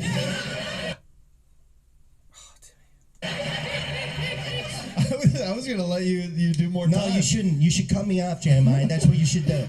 Okay, all right. Well, Timmy and I are gonna take some suggestions. Sushi chef at an airport. Okay, cool. Well, now at least Jeremiah's up there. It can kind of, like, lend him a hand a little bit. Now they're going to do some, like, improvised stand-up bits, I guess. Sushi chef at an airport is very improv, but I guess I don't know how this show works. Okay. All right, I'll play the airport patron. You're the airport patron. I don't know. It is just improv. It's improv with people who are bad at improv. Why do this? The sushi chef. Okay. What's the level of racism we can do? Like, what's that? That's fine. It's okay. Let's check in with the black guy. What's your line? What's your line? He's pretty cool. Okay, I'm gonna be a.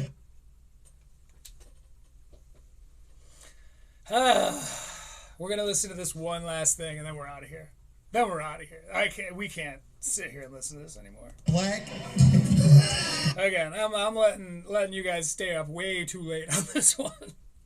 This is not being a responsible podcast sitter. Kidding. I'm not. Shout out DC. Shout out Mayor Elephant Graveyard. I'm not. I'm joking. I'll be Japanese. Okay? Okay, here we go. Airport sushi chef. Here we go. Come on. Stop f***ing around, Jeremiah. We're in the scene. Sorry, we gotta start. We don't have much time. Let's see, I got a little bit of time left. Hey, how much for a California roll? And scene, guys. Thank you. Give us another suggestion. Another suggestion, please. Don't you love how, like, when he's on a show, he never has any respect for the format? and like, the whole, well, no, it's the character. He's not an asshole. It's just, that's the character. It's like, he's just, like, always really, really disrespectful and, like, never actually has any jokes or anything. Actually, one time he put out a special, he said, and it was an hour-long special, but then there was nothing on it. Like, is that who you're going for? Tim, is that what you're trying to do? You're trying to make us all, like, oh, I really like Hung, he just doesn't try. You are the millennial shrug incarnate, and I am moving on to a reading from the autobiography written by Corey Feldman. Choreography. When last we met our hero,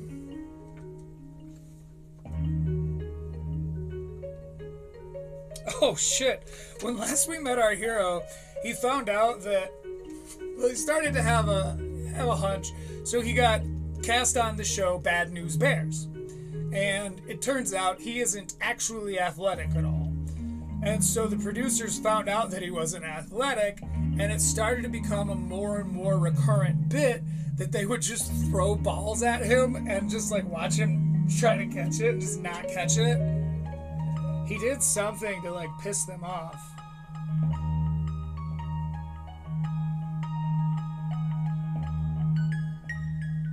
Okay. Oh, I'm sorry, I want to find the right spot. Okay, here we go. So he burnt out a few go-kart engines by stomping on the brakes and the gas at the same time. It's not like I had any idea what I was doing. I was 7, but it really pissed off the producers. Whether that added to the frequency with which I got smacked with an errant baseball, I can't be sure. The Bad News Bears was heavily promoted by CBS, and as the weeks wore on, my entire family grew more and more excited for the debut of my first real television show. I loved seeing myself in the commercials and knowing that I would be on air every single week. That gave me something to look forward to on Saturday nights. But when the big day finally came and everyone gathered in my grandparents' den to watch the premiere, I suddenly felt sick to my stomach. In the original pilot, I only had 1 or 2 lines. I'm not in it much, I began warning everyone around me. You'll probably blink and miss me. It's probably the smallest thing I've done on television. I was terrified that my family would be disappointed when they realized how unimportant my role really was. As we settled in to watch the show, however, it became clear that the editors had recut the pilot, using additional scenes from episodes we shot after the program had been picked up by the network. What are you talking about? My grandpa barked, slapping my back for emphasis. This was your show, kid. It was official. I had usurped Mindy's role as the star of the family. By the tender age of 10, her career was already on the decline.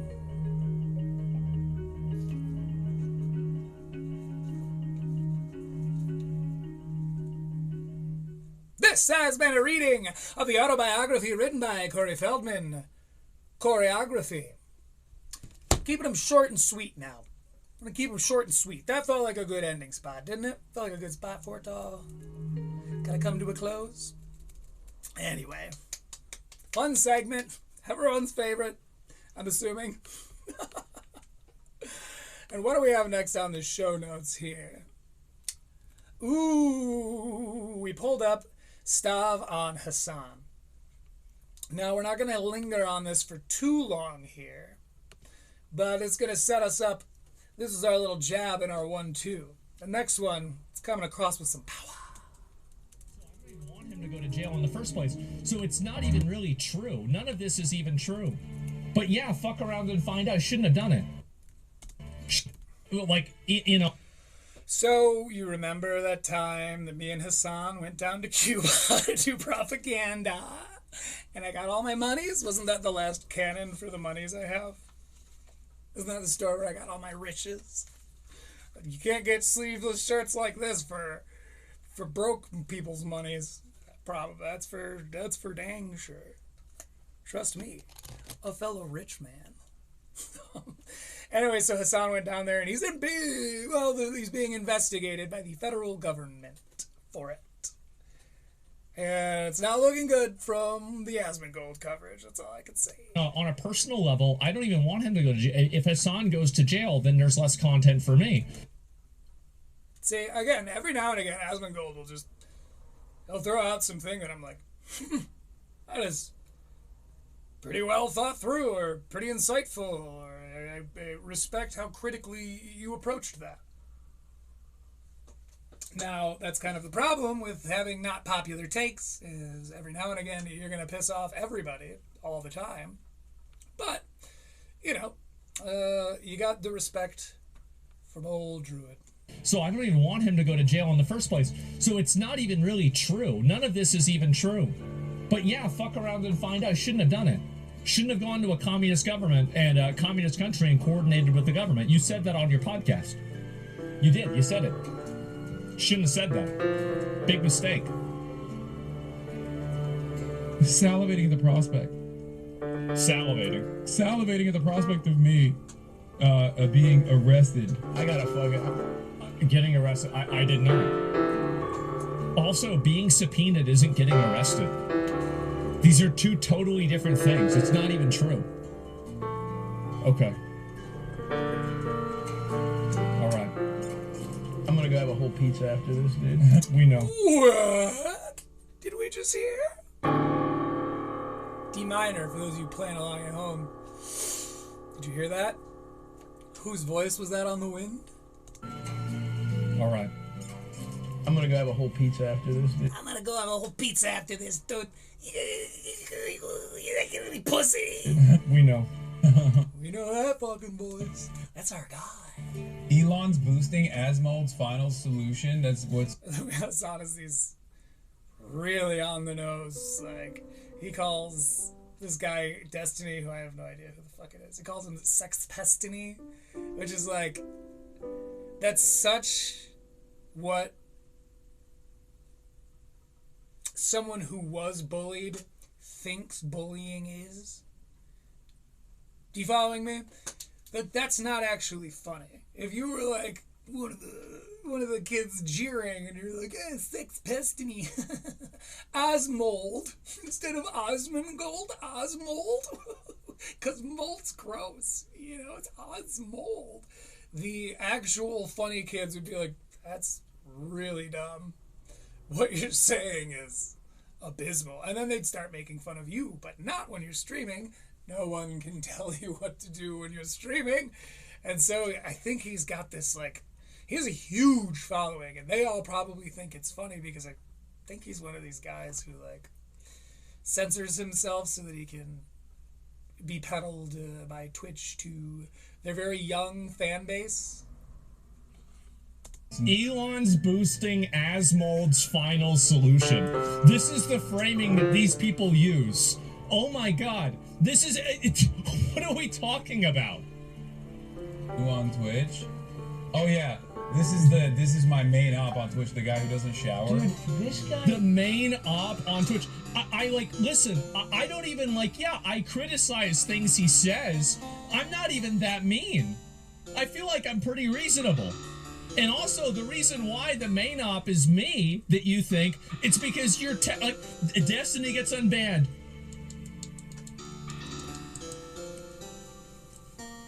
Looking like the fucking Grinch. Bro, smiling like the Grinch. After you get done typing and he gets unbanned. And you want to talk about, yeah, I wonder why. It's because you got all the other ones banned. Really? He's such a fucking dork, it's crazy. He's like, I'm a dork. Very easy solution for this. Bring in the National Guard, round them all up, and put them in forced labor camps. What? It's the ones who are violent and attack police. Done. Yeah. You can literally solve this problem overnight, but we choose to allow these animals to run wild. Elon Musk won. Okay, so this is some shit that he said that's pretty insane. I think I brought that up. 100. He said there's a very easy solution to this. He said there is a very easy solution to this. Bring in the National Guard, round all of them up, and put them in forced labor camps. That's just context aside. It's a troubling sentence. I think he knew that. I think he knew that was a troubling sentence. And right on, you know, because I think that's bait. I think he's got a good solid point, and then he baits people in with like some crazy shit that he's saying that's technically not out of line. It just uses buzzwords that freak people out, like forced labor camps. And then people come at him, and then he's just got like a fucking slam dunk. He's just baiting them in for that hook. I've seen him do it. 100. I watch kind of a lot of this now just because, like, it's, again, every now and again I'm like, oh, that was an interesting point, and it's fucking something. It's something to watch, dude. Like, Jesus. It's gotten dismal out there. Dismal. You fucking idiots don't understand what anything like great one, Stav. Do you guys not understand anything? Well, no. Okay, what is it? What do we not understand? Society, due process, any of that Wait, shit. what is this? Here's some S. Society, due process, any of that shit. Society? Anything like a society, due process. A society? What kind of? Okay, so this was Stav on, and I think I'm gonna go a little farther ahead because I don't want to be sitting here poaching Osman's commentary. I probably should have just gone and got this actual clip, but I don't follow Hassan anywhere. We got in a fight in Cuba. Which is a justification to invoke the Insurrection Act. Everything that I'm saying... He wouldn't let me see his toes. Anyway, for the sake of time, you know what? I think we're going to have to save our comedian for next week. This is just a commentary catch-up. By the way, did you like that harpsichord? Nice touch, right? Let's go mellow piano. Or bright. That's pretty.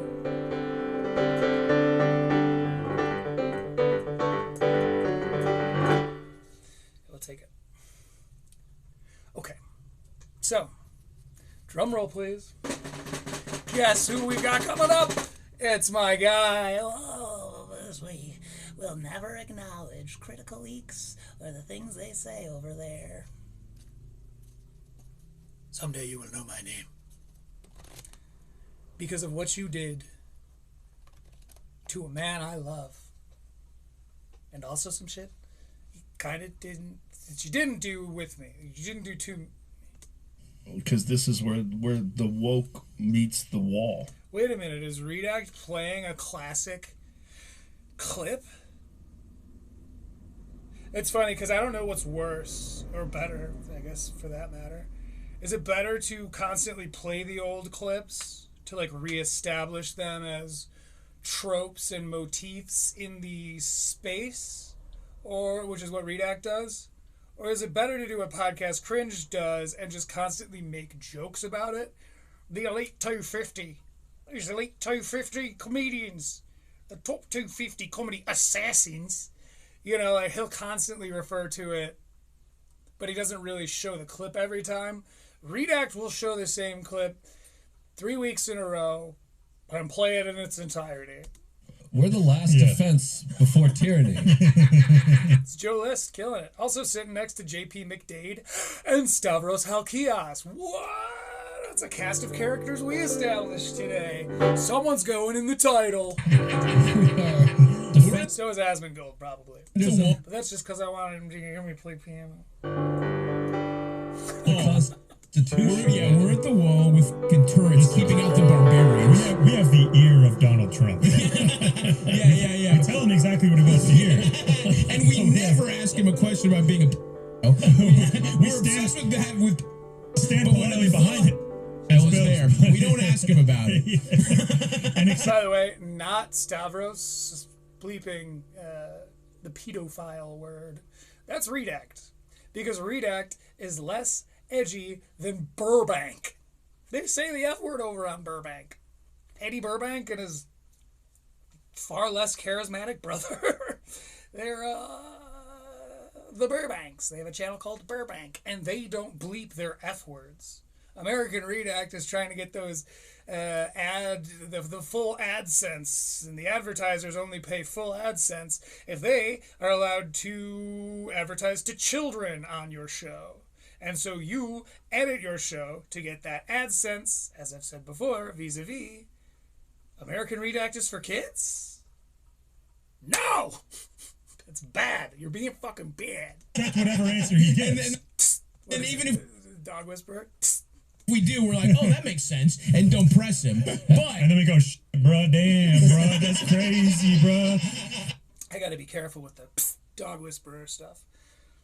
Hassan is in big trouble for that too. Shout out to Kaya. Oh my God, I've gotten so connected to some of these things. We may have to pivot. Didn't even think. Pivot from the sake of my soul. About it like that, bro.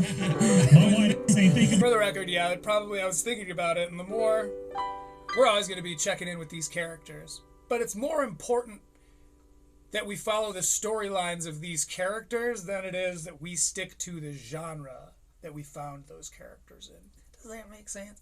I'm saying I'm not always going to do stand-up comedy adjacent podcast stuff. Okay?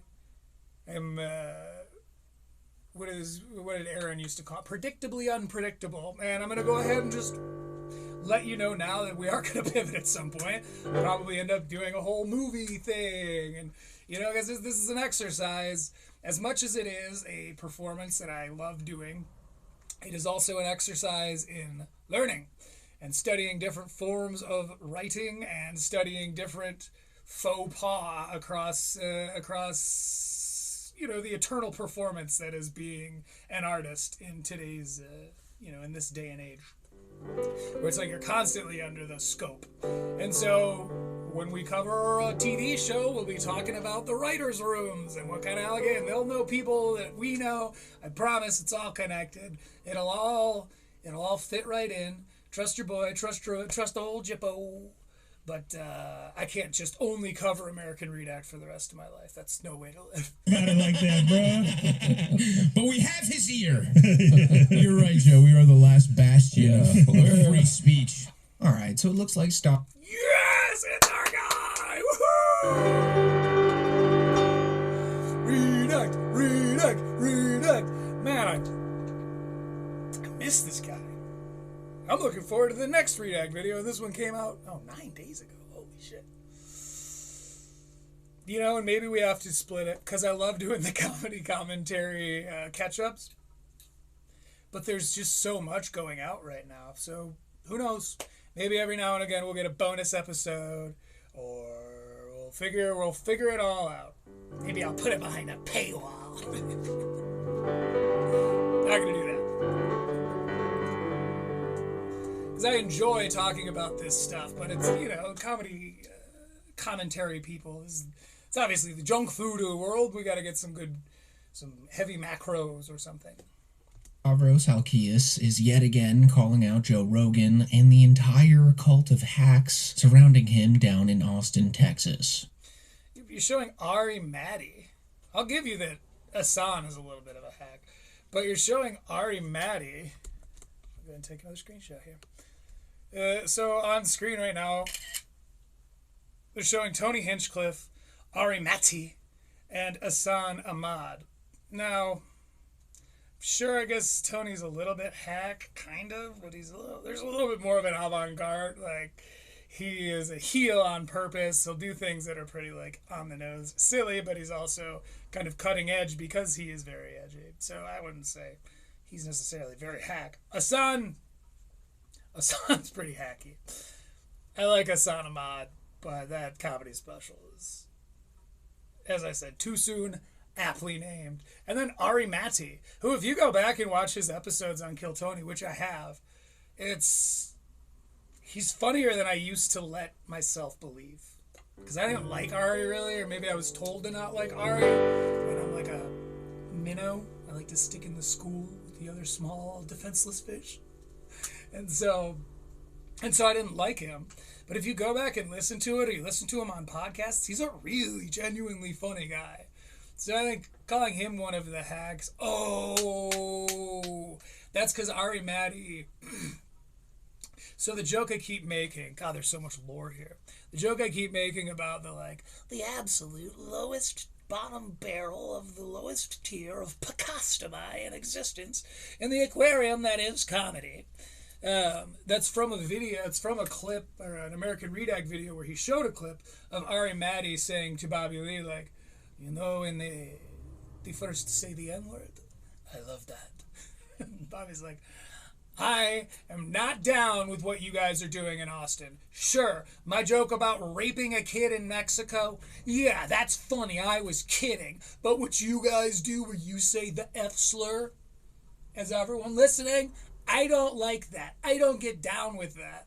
And so Redact took that and was like, virtue signaling is back. It's like, yeah, these words have no place in comedy. It's like, no place? Aren't you a fan of Red Bar? It was the whole thing.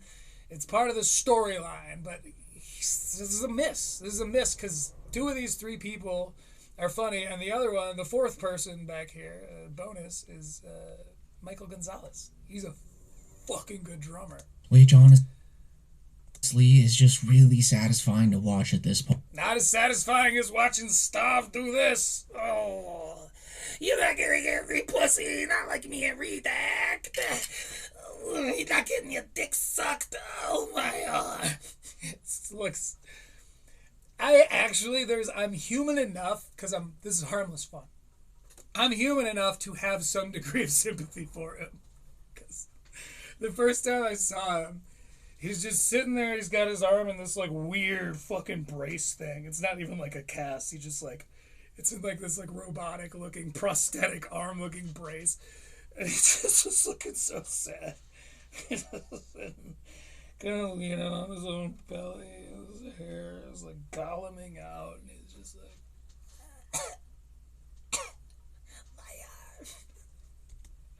point because and I'm not laughing I'm laughing because it's funny that I actually have to say that's so sad that even I think it's sad.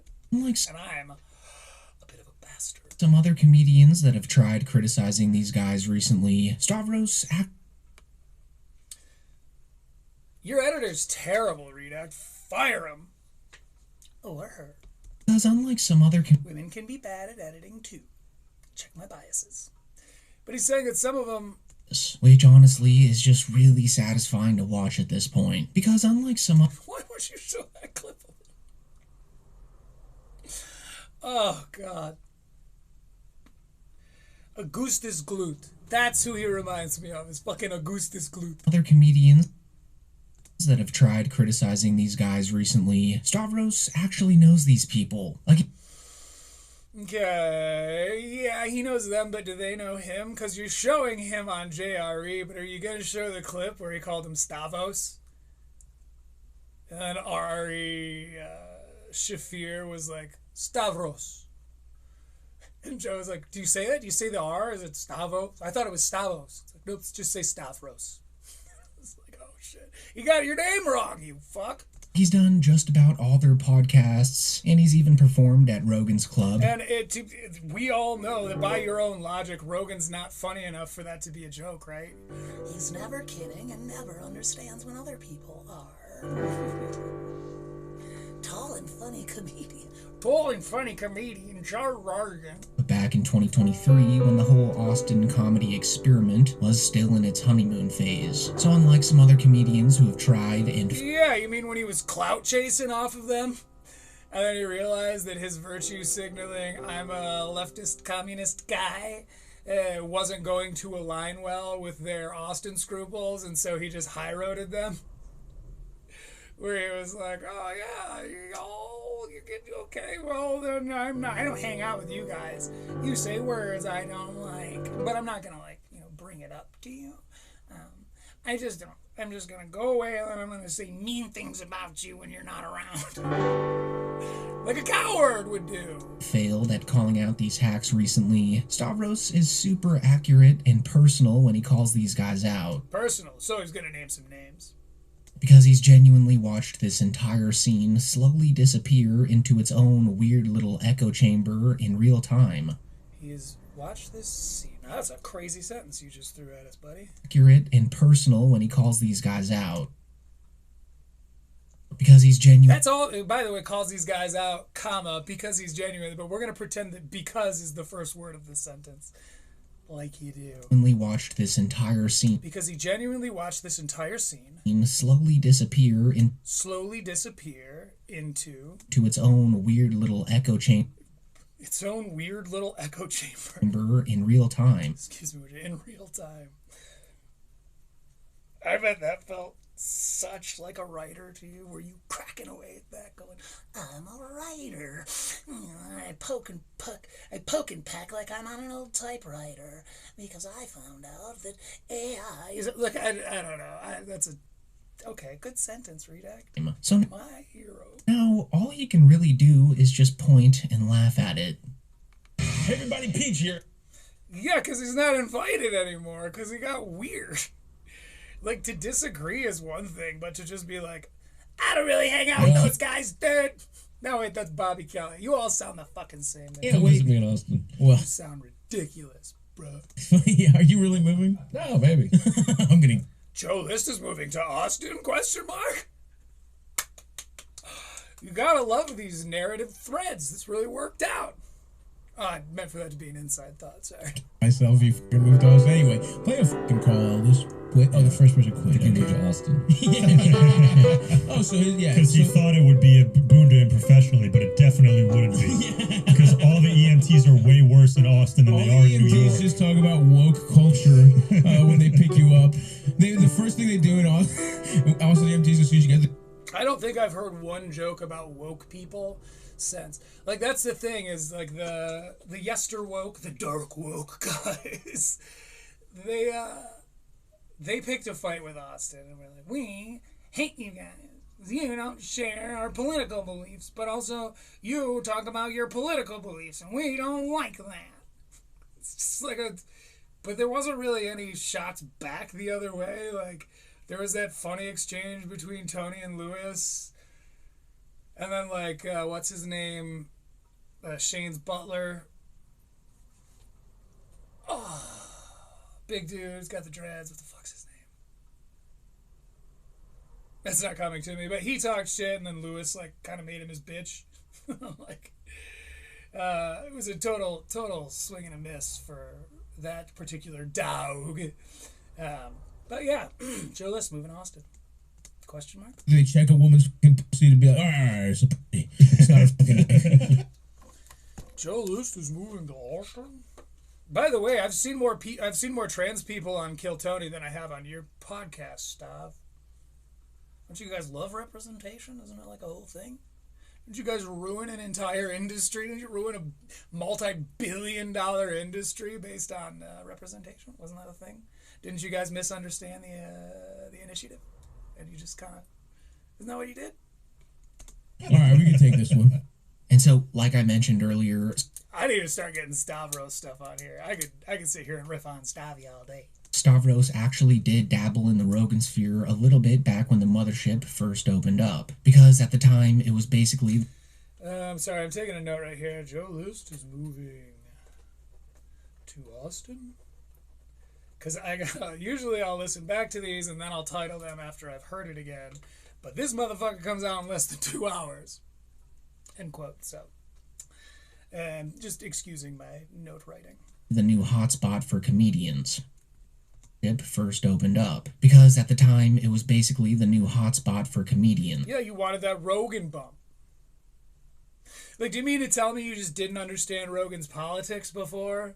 So you went on there, and then you got a whole huge audience off of it. You got a bunch of people paying attention to you because of it. Because when he went on, you'd still get that kind of attention. It was like, and then he was like, never mind, I hate you. You're gonna, I hate Rogan. Rogan. It's like you owe a huge part of your career to Rogan. You got your Come Town, and then you've got your You Went on Kill Tony and Rogan. That's how I know about you. Like, that's so funny. What a climber and a user and a coward. But no, he's who you should be listening to and looking up to. Stavros Halkias. Don't you want to be like Stav? I mean, even Dave Chappelle performed there back Can read act. then. But as you might... I'm sure they'll be on the right side of history. At least in their books. I'd already know by now, a lot has changed with that entire Here's the thing about all these woke people. scene since 2023. Because over the last couple years, these guys went from comedians casually talking about politics to politics becoming their entire personality. I hear Stav talk about politics just as much. A comparable amount to JRE. Like, he talks about, I'm Donnie, and I'm New York. No free money, no cops. Like, he's always doing that. He's constantly running anything that he or anyone around him says through the sieve of politics. Like, I don't understand what you mean, but like, oh, now because like, I guess, yeah, he did have the president on, and he's like friends with him or whatever. He also used that to make the world better. Like, this whole psychedelic thing, the reschedule, like, that's fucking insane. And the fact that you're so entrenched and you're like, no, you're wrong and I'm right about everything. That is the implication, by the way. If they're wrong about everything, you know what's right about everything. That's insane. At least I say you're prone to reaching, not you're always wrong. I may feel that way sometimes. I don't know. There's so much blatant and surface level hypocrisy. To criticize Joe Rogan for backing Trump and backing MAGA and all that as hard as he did, totally valid criticism. But to then point to Stavi and be like, this is a guy who does it right. It's like, no, it is not. This does the same thing, but for your team. Again, you're so entrenched in this, like, oh, I'm at war with this person, that you're really, really weakening your side. You're not acknowledging the strengths of your enemy. That's not very loud Sioux of you, bro. So it's my favorite pamphlet. Once Rogan, Tony Hinchcliffe, and a bunch of the Austin crowd fully attached themselves to Trump, Stavros, and a bunch of the Austin crowd. Like who? Because again, this whole time, Shane was right next to them, but you like Shane, and also you know that you need the Shane Gillis podcast fans to like you, because they're very popular and very outspoken. And they say things like, I hope I never see you on my timeline ever again. Like, they're very opinionated, and you know that you need them. That's one of your, like, precious demographics. I don't know why I did this. I've never heard you say that. But this is one of your honeypots, your golden geese. Immediately stepped away. It is. Oh, we didn't realize that in Texas there's some conservative mentalities and sentiments. So then he went down there, he got a big Rogan bump, and then he realized that he doesn't agree with their politics, and then he separated himself from them. Bullshit. You're either both evil or both fools. I am actually kind of shocked. And we know it's the latter. That he endorsed Trump. That actually was shocking to me too. Like, I know him. I didn't think that was something he would do. Right, but it's so crazy that, like, to you and yours, that's an act of evil. That's an insane thing they've convinced you of. You just don't, like, you don't agree with the person on who they voted for. Guess that's the beauty of democracy. I'm not going to call any names. That's the beauty of democracy. It's like, well, we're all of us dumb, poor, bottom of the barrel people, we all get to write down whatever name we want, and you can do whatever name you want. Like, and so it's crazy for you to be like, I just never thought that was a part of him. I didn't know that he was gonna sit here and vote for a guy I wouldn't vote for. It's just like, I don't. Okay, and so he's evil to you? That's fucking nuts. That the people who disagree with you in our country are evil, but the other, never mind. I'm just saying there's a massive inconsistency in this. Yeah. And I think maybe that's more the thing of, like, get people in, yeah, so go on Rogan and get the people in. Yeah, it would be great to have an insanely popular pop culture figure that has your politics. Yeah, and you wouldn't do that, right? Because you're above that. Your objectivity has the integrity, the likes of which would never succumb to something as cheap as, like, oh, wow, a president wants to come on my podcast. Yeah, if you agreed with their politics, you'd never do that, right? Right, Redact? That's the point you're making with this clip? This rules. I love Redact covering Stav. That would be good to have. But it's interesting that he escapes. I was extremely disappointed in his endorsement of Trump. Yeah. You? This giant tub of man, stretched out ABBA tie-dye wearing a winner chicken dinner hat in 2024 or 5. You founded a business. You found it below you. I fucking bet you did, bro. That happens kind of a lot, doesn't it? Oh, that would be good to have. But it's interesting that he escapes. I was extremely disappointed in his endorsement of Trump. Yeah, not because it's Trump. Yeah. But, say it.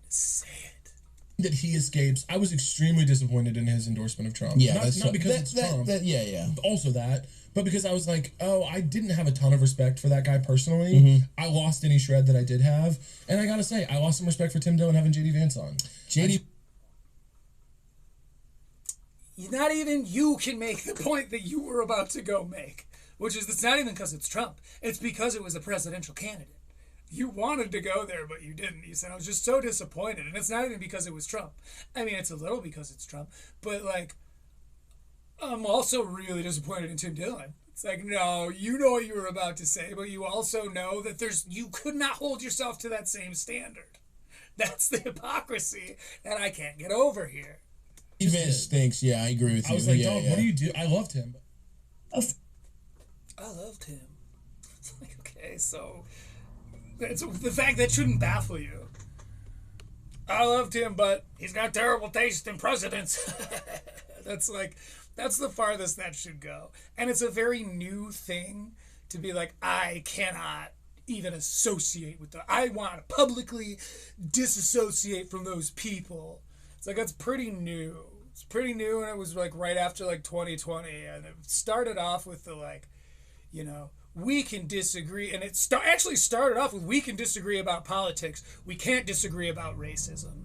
And I was like, I can see that, get behind that. Tell your fucking racist family to stop being racist. And then that, they co-opted that momentum, and to like, well, now if they don't agree with your political take, now they can't disagree about politics. Now it's, if we disagree about politics, you're evil to me, and I think you're an actual Nazi. That's like, that's scary. What you're talking about is freaky, dude.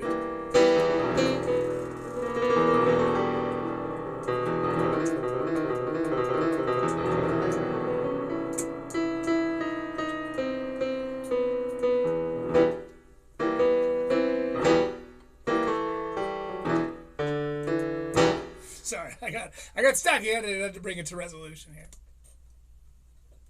And it seems like Go back.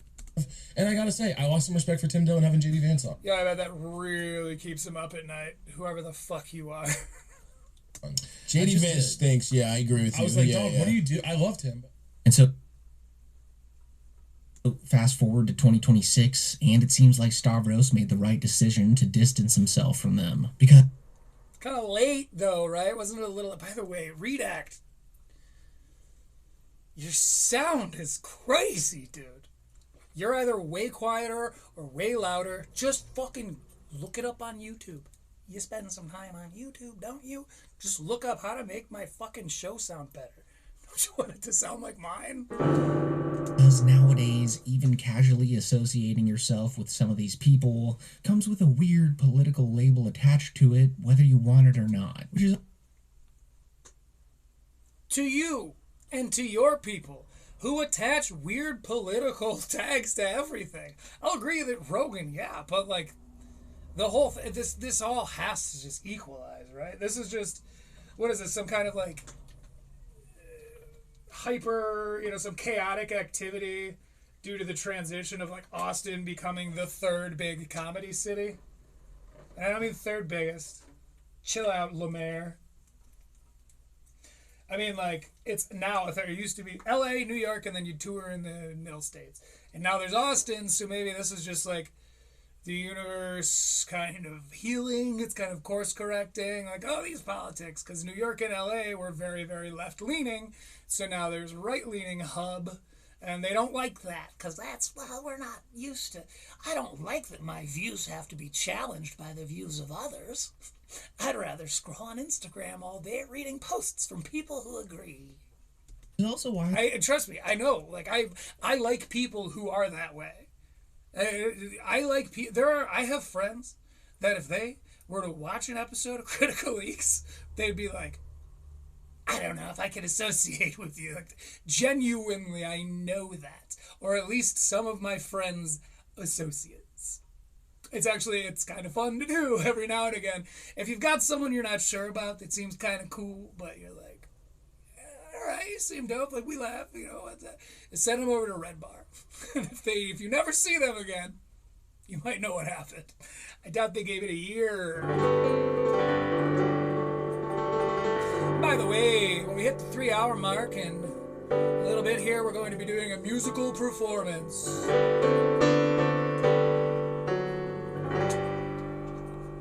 It's kind of a risk these days for Stavros to go on to JRE again. Because it seems like on Joe's podcast, no matter who the guest is that day, there's almost a 99% chance that Joe Rogan's gonna go on one of his classic tangents about how he thinks vaccines form autism in children, how he thinks antidepressants don't work, and that Alpha Brain can solve all of these problems instead. So it's not like Stavros Halkias hates Joe Rogan for any of these things, but he just doesn't want to get tricked into agreeing with him while on a 3-hour-long podcast. 3 hours is a long time to, stand by your own opinions. What? Oh, because weed. Most likely. What the fuck? That is exactly the fuck I'm saying. You don't even have enough conviction to trust yourself to talk to a guy for 3 hours.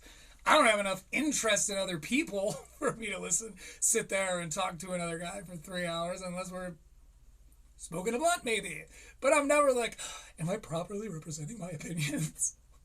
Oh God, what if people think I agree with him? I don't know, I'd be ruined. My whole left-wing grift would just fall apart at the seams. High out of his mind. It's gonna backfire, bro. It's gonna backfire because all this shit is evening out. These big waves are starting to smooth, and it's just like, oh, okay, the roast is a big part of that. Yes, there was some backlash, but are you hearing about it anymore?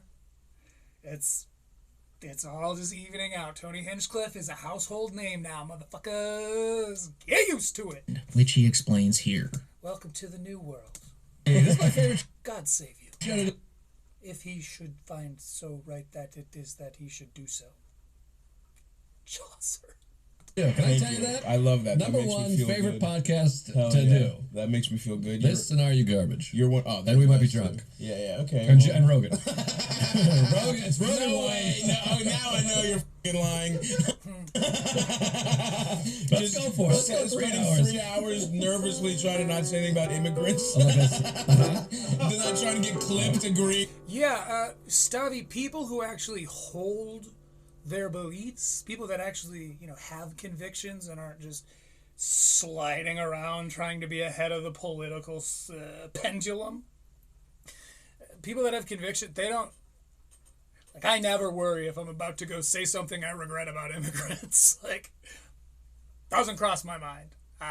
It's crazy. I know how I feel about those things. And so if it comes up, I'll say that. Yeah, that's it. That's what you do. You are a bit of a poser. And you know it. And that's literally why. You're saying it without saying it, right? I can smell you from here, Stavros. With something up. I still the show is fun, but you do 3 hours and there's an hour and a half, which is what Redek doesn't like to keep, again, much of a storyteller. We should know when this clip was taken. I don't know. You didn't say, and they're not displaying the date. I know it's Stavi's show because I recognize his background. It's cool. It reminds me of a restaurant. The restaurant I got this at. Opa! Stavros. Right? what a podcast should be. That's awesome. And then you're high as shit, and you're like, did I say eugenics is good? I don't know, Stav. Why would someone that doesn't believe that say that?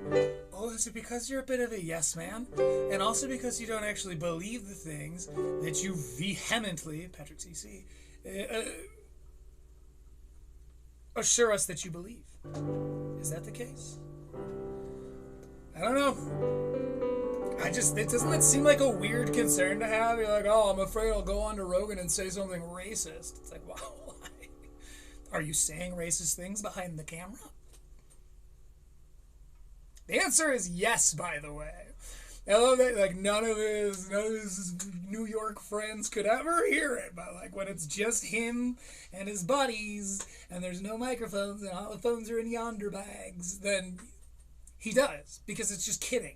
He's not a racist person, but I'm certain that he does, because that's just kidding. But on air, he's fanning the flames of all these redacts of the world.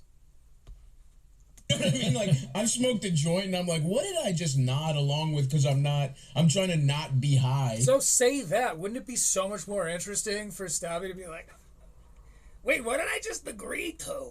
I don't know what I agreed to. I'm smoking a joint on Joe Rogan. I'm gonna get my dick sucked because of this. I'm not even I'm smoking. gonna get a little pussy. Fucking joint. I'm just A little piece of pussy. There. He says that. A little piece of pussy. I can't even say it in my own voice. I respect these chords too much. And then playing YouTube videos, I'm like, whoa, crazy. So yeah, after yeah, seeing that, it's just kind of understandable why Stavros wouldn't really want to go on that podcast again. Because, to his point, the conversation with Joe these days can quickly escalate from a casual conversation to you suddenly agreeing to one of these extreme narratives that Joe spews out of the blue.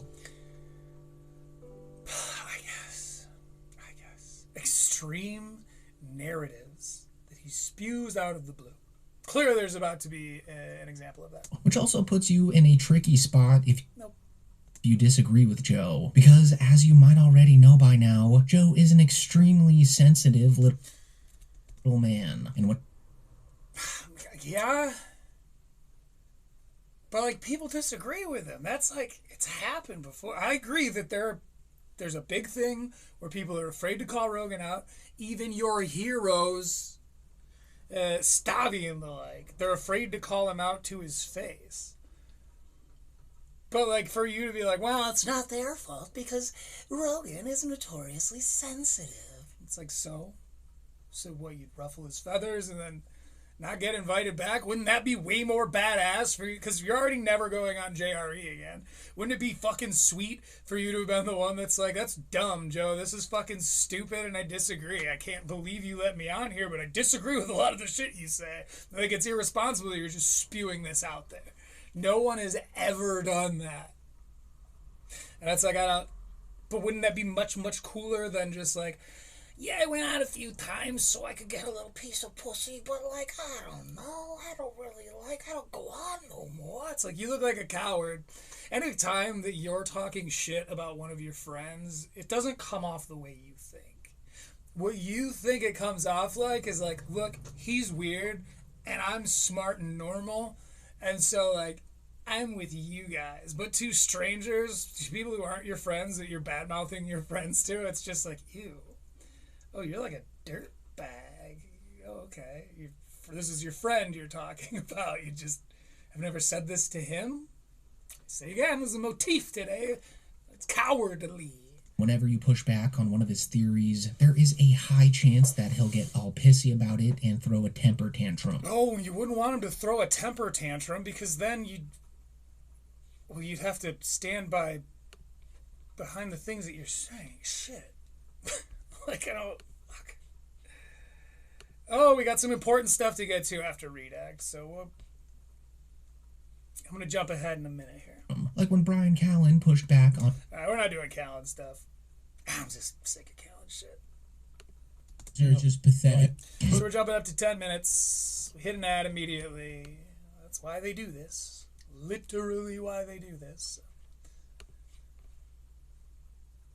Not me. I do this because it's a damn good time. Don't think I'll probably ever make any money off of it, but I really enjoy doing it. It keeps moving, you know. I think it's healthy for me. I do it for lots and lots and lots of reasons, and none of those are monetary. I got it. I got that Cuban hush money. I got that propaganda from a hostile nation money. How did he not think that was going to backfire? That's an insane... Whatever. How did we? Sorry. Fucking McCaffrey. It does get to a point where you're like, is this what happens when bullies... So you have to keep turning up the content and then turning down when Redact is talking. Doesn't happen. You know, there's... You can go watch my old videos. At least they're consistent in their audio. My voice might not be great, but we've been working on that. Quit smoking cigarettes like 2 years ago. I think it'll be 2 years in January. So healing.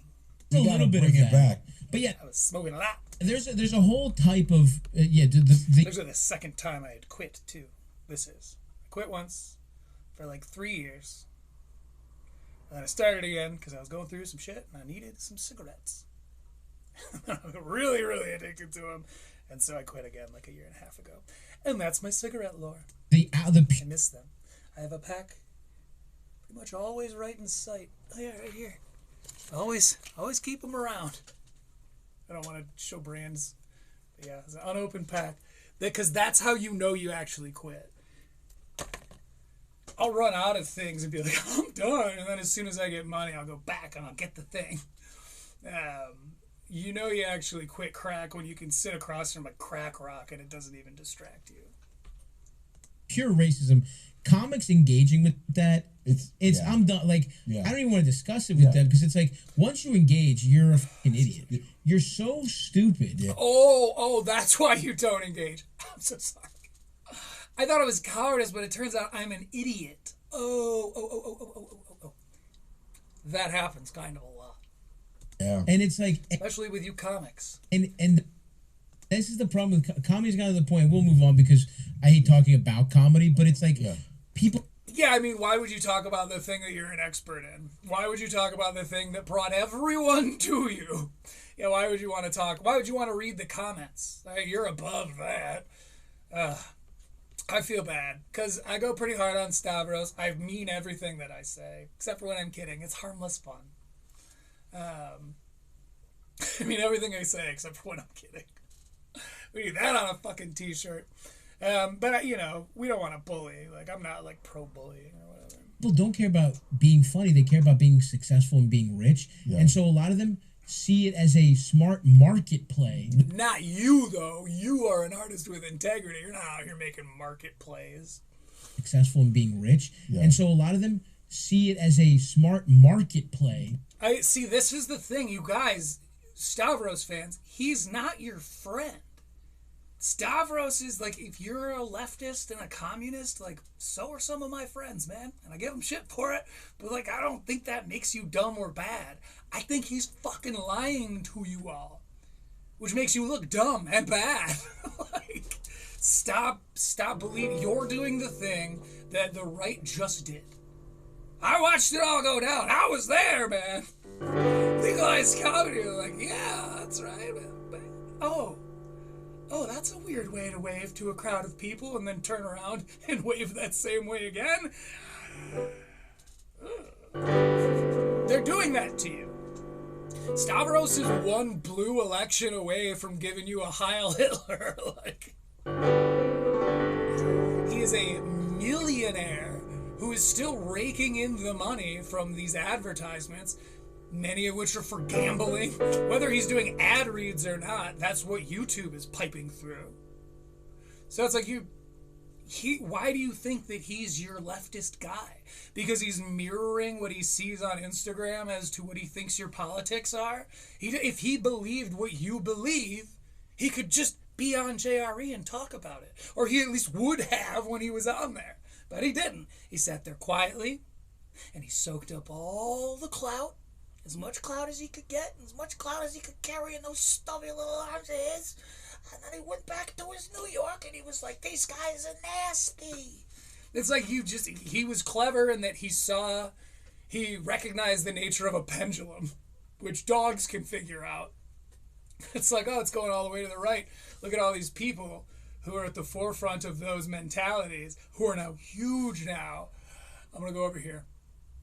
And as it's swinging back this way, I'm going to be the huge one. But stop. The truth is, you were huge the whole time, big guy. No, there's a big market to... Sorry, that's bullying. We shouldn't bully. To conserve... No one who is good is pro-bullying. Who... I honestly, like, I like a bully because it gives me an excuse to be terrible to them. It was always my MO as a kid. Most of the fights I got into were because some kid was fucking with another kid, and I took that as an excuse to beat kid one's ass. Want to shit on immigrants and shit. This was like last week. You know, trans people. Yeah. So what? And Anakin Skywalkering the younglings. I don't have the jokes to just be funny, right. So why don't I make that pivot? Yeah. And it. Master Anakin, that little jump the kid does. When Anakin ignites, you know, if you've seen the movies, you know exactly what I'm talking about. He's like, Master Anakin. It's so good. The kid, I hope you went on to have a huge career. The same guys who were sucking Trump off, maybe they weren't huge supporters of his politics, but they saw it as an opportunity to court his fan base, and they put that over. Oh, so we know you recognize the formula. We know that you know it works. And we know that you're the kind of get that bag communist. You're the sort of communist that, you know, really, really exploits capitalism. That kind of communist. It's so pathetic to be a fake one. Of speech guy, and then be like, well, I support Trump. It's like, are you a fucking moron? Yeah. Just because you'll be able to say the N-word, and you'll be able to say... Why do you think that's what people want? Like, no one is doing that. No one is doing that. People on Legion of Skanks are doing that. No one other than that is doing that. And they were doing it the whole time. It's one of the things I respect about my fellow dirtbags over there is like, they didn't give a fuck. When it was at the peak, they were still throwing N-bombs over there. Like, they never cared. They never cared, and they're not sanctimonious about it. They just fucking do their thing. I like you. Like, you're a little too on the lazy side to do your own thing. Sorry. It's bullying. He's talking about jailing journalists. That's not freedom. We don't matter. Yeah. Comedians really think that's true. If you jailed a journalist, then we'd all meet up outside that place. We take care of it. Like, yes, agreed. We shouldn't be able to do that. I'm not even saying Trump's like a pro free speech guy. I just don't believe in your beliefs. I don't think that you actually believe them. Not that I disagree with your beliefs. I don't believe they exist. Think we matter? Yeah. I think you're way more of that angry dad than you like to admit. And I think the older you get, the harder it is to hide even from yourself. I'm just reaching. We don't at all. We don't matter at all. It's true. It's like journalism matters so much more. And like, look what's happening in fucking CBS, where it's like, it's just that dumb Barry Weiss is just basically doing Trump's, Yeah. It's just becoming. Sure, man, but turn on NPR. Like, you're just now realizing that mainstream media is a propaganda tool for the two sides of our bipartisan government. Like, what? Okay. Yes, yep. Yeah, they do it on Fox News, too, bud. Oh, no. Wait till I tell you about Wolf Blitzer. Arm of the Trump propaganda, but it's fucking pathetic. I think it's going to crash. But on the other side, is the perfect paraphrase. Wait till I tell you about Latch Me Sing. Or Mahmoud Ahmadinejad. Not a staunch Republican, it turns out, Mahmoud Ahmadinejad. Lot of truth to what I think it's going to crash. And honestly, there's probably a lot of truth to what they're saying here. Because if you look at a lot of these guys, most of them originally wanted traditional Hollywood careers. They wanted sitcoms.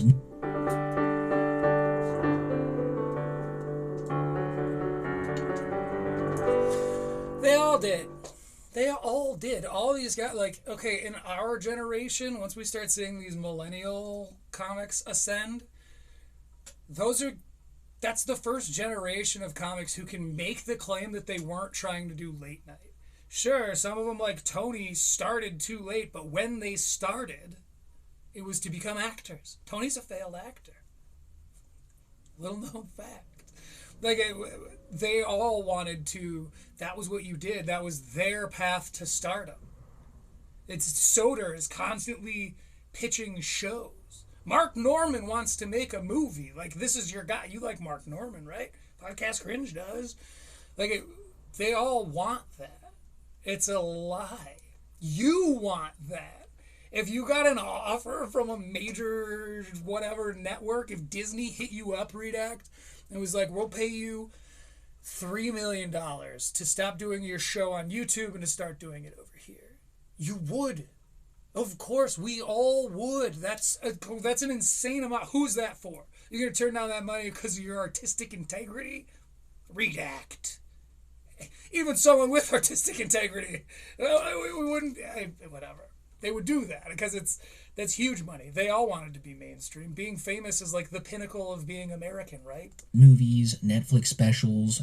For performers, like, it's a lie. It's like people who start bands and are like, oh, I don't do it for attention. It's like, that's crazy because you keep playing in front of these people. None of it's for attention. None of it. You lying acting roles bimbos and mainstream industry success overall. And when that didn't really happen, they slowly realized that there was an entirely different audience online that would embrace them as long as they constantly complained about woke culture, transgender people, cancel culture, or whatever outrage topic was trending that week. And the biggest sign that this whole thing is a grift is because when Kill Tony debuted on Netflix, he immediately agreed to everything Netflix told him that he could and couldn't do on his show. Like, before the Netflix thing, he was always harping on about how he was never going to censor. Except now he's fighting with them because they fired a shot across his palate. Don't you watch Critical Leaks, dude? His shows, and how his show is the last area of free speech and comedy nowadays, but whenever there's a Netflix Kill Tony episode nowadays, apparently a lot of it is cut out. So this whole grandstanding shtick that these guys do about free speech is both disingenuous and completely unnecessary. Because honestly, what words are they really not allowed to say on stage in a comedy setting? The ones that you said they should never be allowed to say. That's a quote, bro. That's on Critical Leaks. Don't you watch CTE? You should. You should be reading these fucking comments, so to speak, because you're off base and you're tone deaf, and it's weird. Okay. On YouTube. Okay, you're the one that said they shouldn't be able to say those words have absolutely no place in comedy whatsoever. Also, I'm a big fan of Red Bar. What the fuck are you on about? Now there's really no words they can't say. It's interesting because they are. I've heard the rightists talking, and they're. It's come up a few times recently where they're like, "Oh wow, the left is like." They don't use the word gaslighting. It's therapy talk, but they're like the left is just pretending that they weren't going after people. They're just pretending that cancel culture never had. That's not how it worked. That's not how it went down. Like. And it is. It's, I don't know. Redax, what are your scruples, bro? I mean, crying about free speech as a comedian is pretty much just them outing themselves as being super hacky because they really can just say just about anything they want if the joke's funny enough. You've really turned a corner on this one, Redax. That's pretty good turnover. I mean, even for you, flip-flopping, that was like 3 weeks? How many episodes ago was that? Like, you guys remember when we heard Redact say that. Now he's like, I mean, what? We never said you couldn't say the F slur. What are you guys on about? Being that they're missing. Yeah, that's how it went down. You fucks. Element in their comedy. Us fucks, we all did it. They just cry about it. That's my favorite thing about stand-up comedy now is people pretend. Oh, we don't know when this clip is, by the way. Could be any day. Could be 10 fucking years ago now. Like, I don't...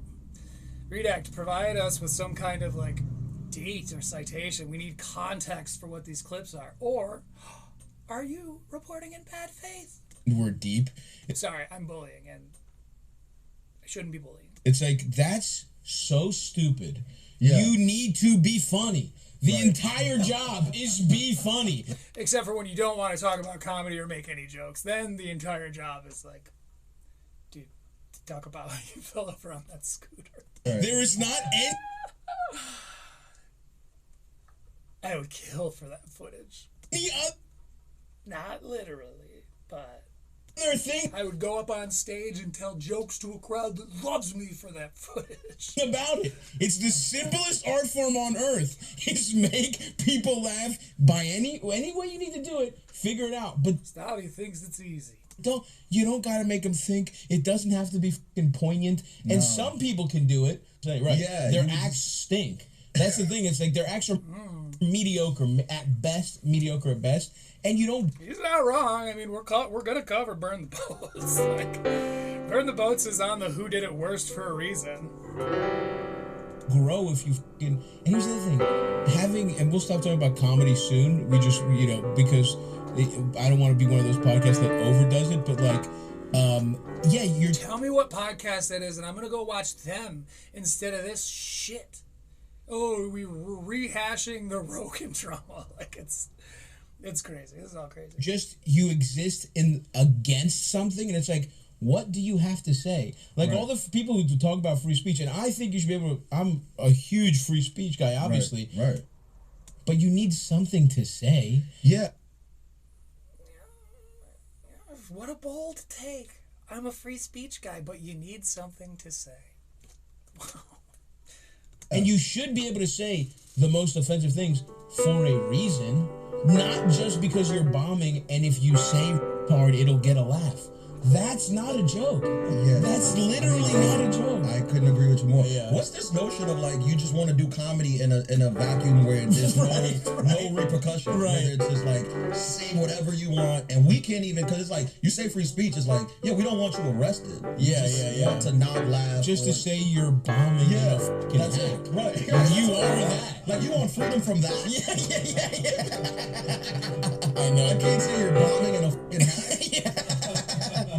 want to be respected, Yeah, but you that's like- suck at comedy. Also, there's not that many good, but that is why this happens. Is because like so few people can actually be good at comedy, and so it pisses them off. They think they should be famous, and this is and again both ways. But I will say, in the last decade, it's become clear it's a lot more profitable and easy to be the right wing comic now. Oh, for sure. So how cute. You see, he identifies this. He knows that that's the way to make the money, is to be out in front. He saw it happen with the right, and I think he's applying it to the left. Now, please get to the point so I can play my fucking song. We're going to cover some William Montgomery stuff. We're going to start with it next week. We just had so much to talk about. And then we'll probably do that comedian, Sean Hamrin. But, you know, we go with the flow here. This was where the flow was. This was fun. I'm having a fucking blast talking about all these assholes and being an asshole about it. Harmless. Kius is obviously somebody who actually watched this entire scene transform in real time, and I think that's why his criticism... Nothing transformed, Redact. That's just a misstatement. Like, it's not even like it's you're lying or trying to paint it right. It was formed that way. It's in Texas, man. Like, it's Austin. Sure, it's Austin. And even Tony mispredicted how left-leaning some of those like centrists in Austin would be. But it was never like, oh, they used to be like LA and New York, but then like suddenly changed in 2024. Like, nope, this whole thing was building that whole time in that direction. I don't understand what you mean by changed. Actually watched this entire scene transform in real time. Didn't transform, and that's the second time you've said in real time. You fucking hack. And I think that's why his criticisms for them hit a little bit harder than someone like Chelsea Handler's. Like, he saw the Austin experiment before it became whatever this is now, and from his perspective, it just looks like a bunch of comedians endlessly reinforcing each other's political opinions while pretending that... Have you ever watched Stavros' podcast? That is literally all it is. It's them going like, how about those Rogan people? Dude, it's like, what are you gonna do? Oh, you want to say the F slur? You think that's funny? You're a hack. You're a hack. They're still rebellious, Not getting your dick sucked. outsiders, which is completely ironic and needs to be called out by way more comedians with podcasts. You are creating outsiders by being like, well, they should cut off contact with these people they don't agree with. It's like, that's what you're accusing Austin of doing. This is bewildering. Like this, because these guys It looks like we're going to get to the end of this video and I'm not going to hit that point I was looking for. constantly talk about being counterculture, anti-establishment, and anti-authority. Yet they're some of the most powerful and protected people in comedy. I mean, they all have Netflix deals, billionaire friends, political... You know who else? Redact? You know who else has a Netflix deal?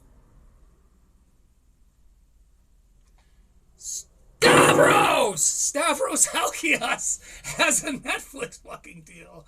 What is it? Little Brown Piggy or whatever it's called. Little sausages. What's the fucking fat dog? What is his fucking special called?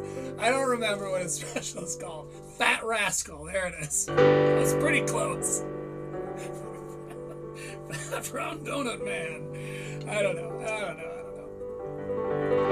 So why is this not... Connections, armed security, and one of the... Okay, I want to say I've been building to this. This is the whole thing I've been building toward. I've been saying, like, oh, yeah, it's because I'm not bullying. I don't bully. Oh, I mean, those guys are just pathetic. I mean, those shut up, fucking McCaffrey. It does get to a point where you're like, is this what happens when bullying doesn't happen?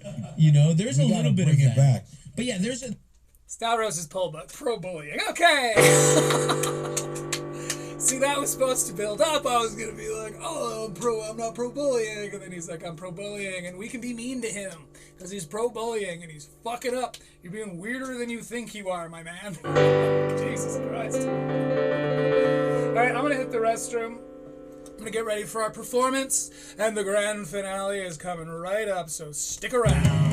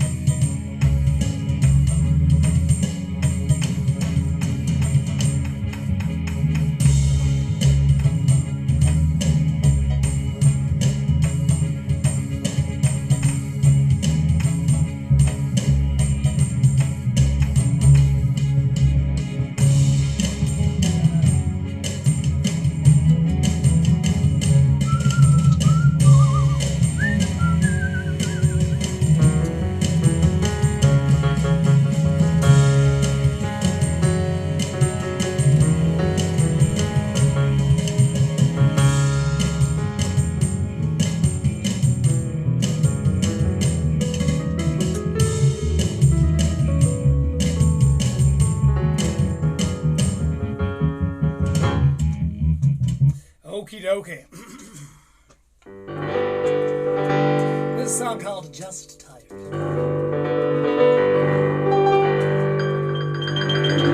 Said I'm not depressed. You know that I'm just tired. My eyes are heavy and wood in my bed is warm. And today I've been thinking I'm probably just gonna sleep here all day. But here's the thing about thinking, it's hard to sleep with a full mind. Cause you know my head don't hang like it used to.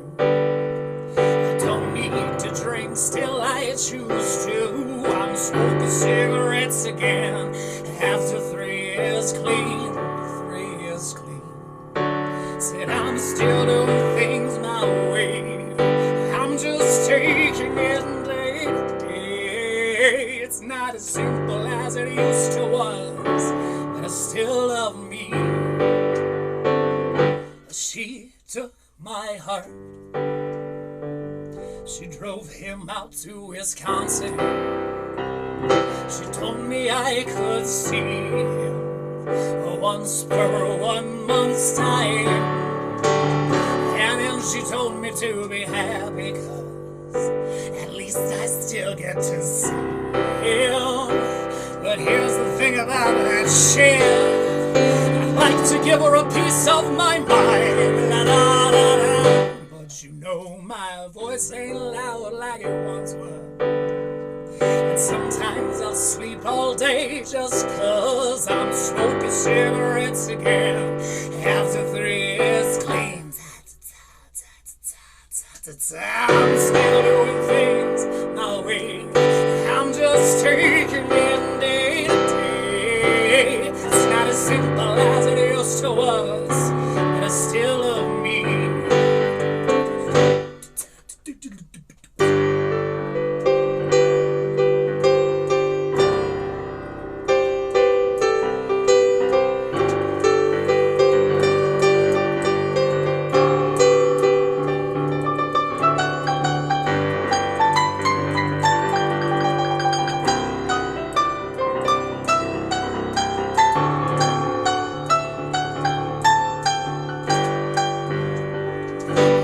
You know my hair don't hang like it used to.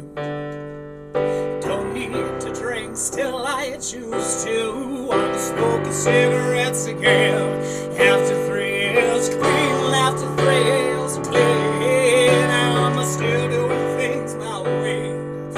I'm just taking it day to day. It's not as simple as it used to was, but I still love me. It's not as simple as it used to was, but I still love me.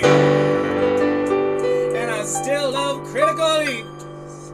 I'm Druid the Punk, this has been Critical Leaks, and in the meantime, be nice.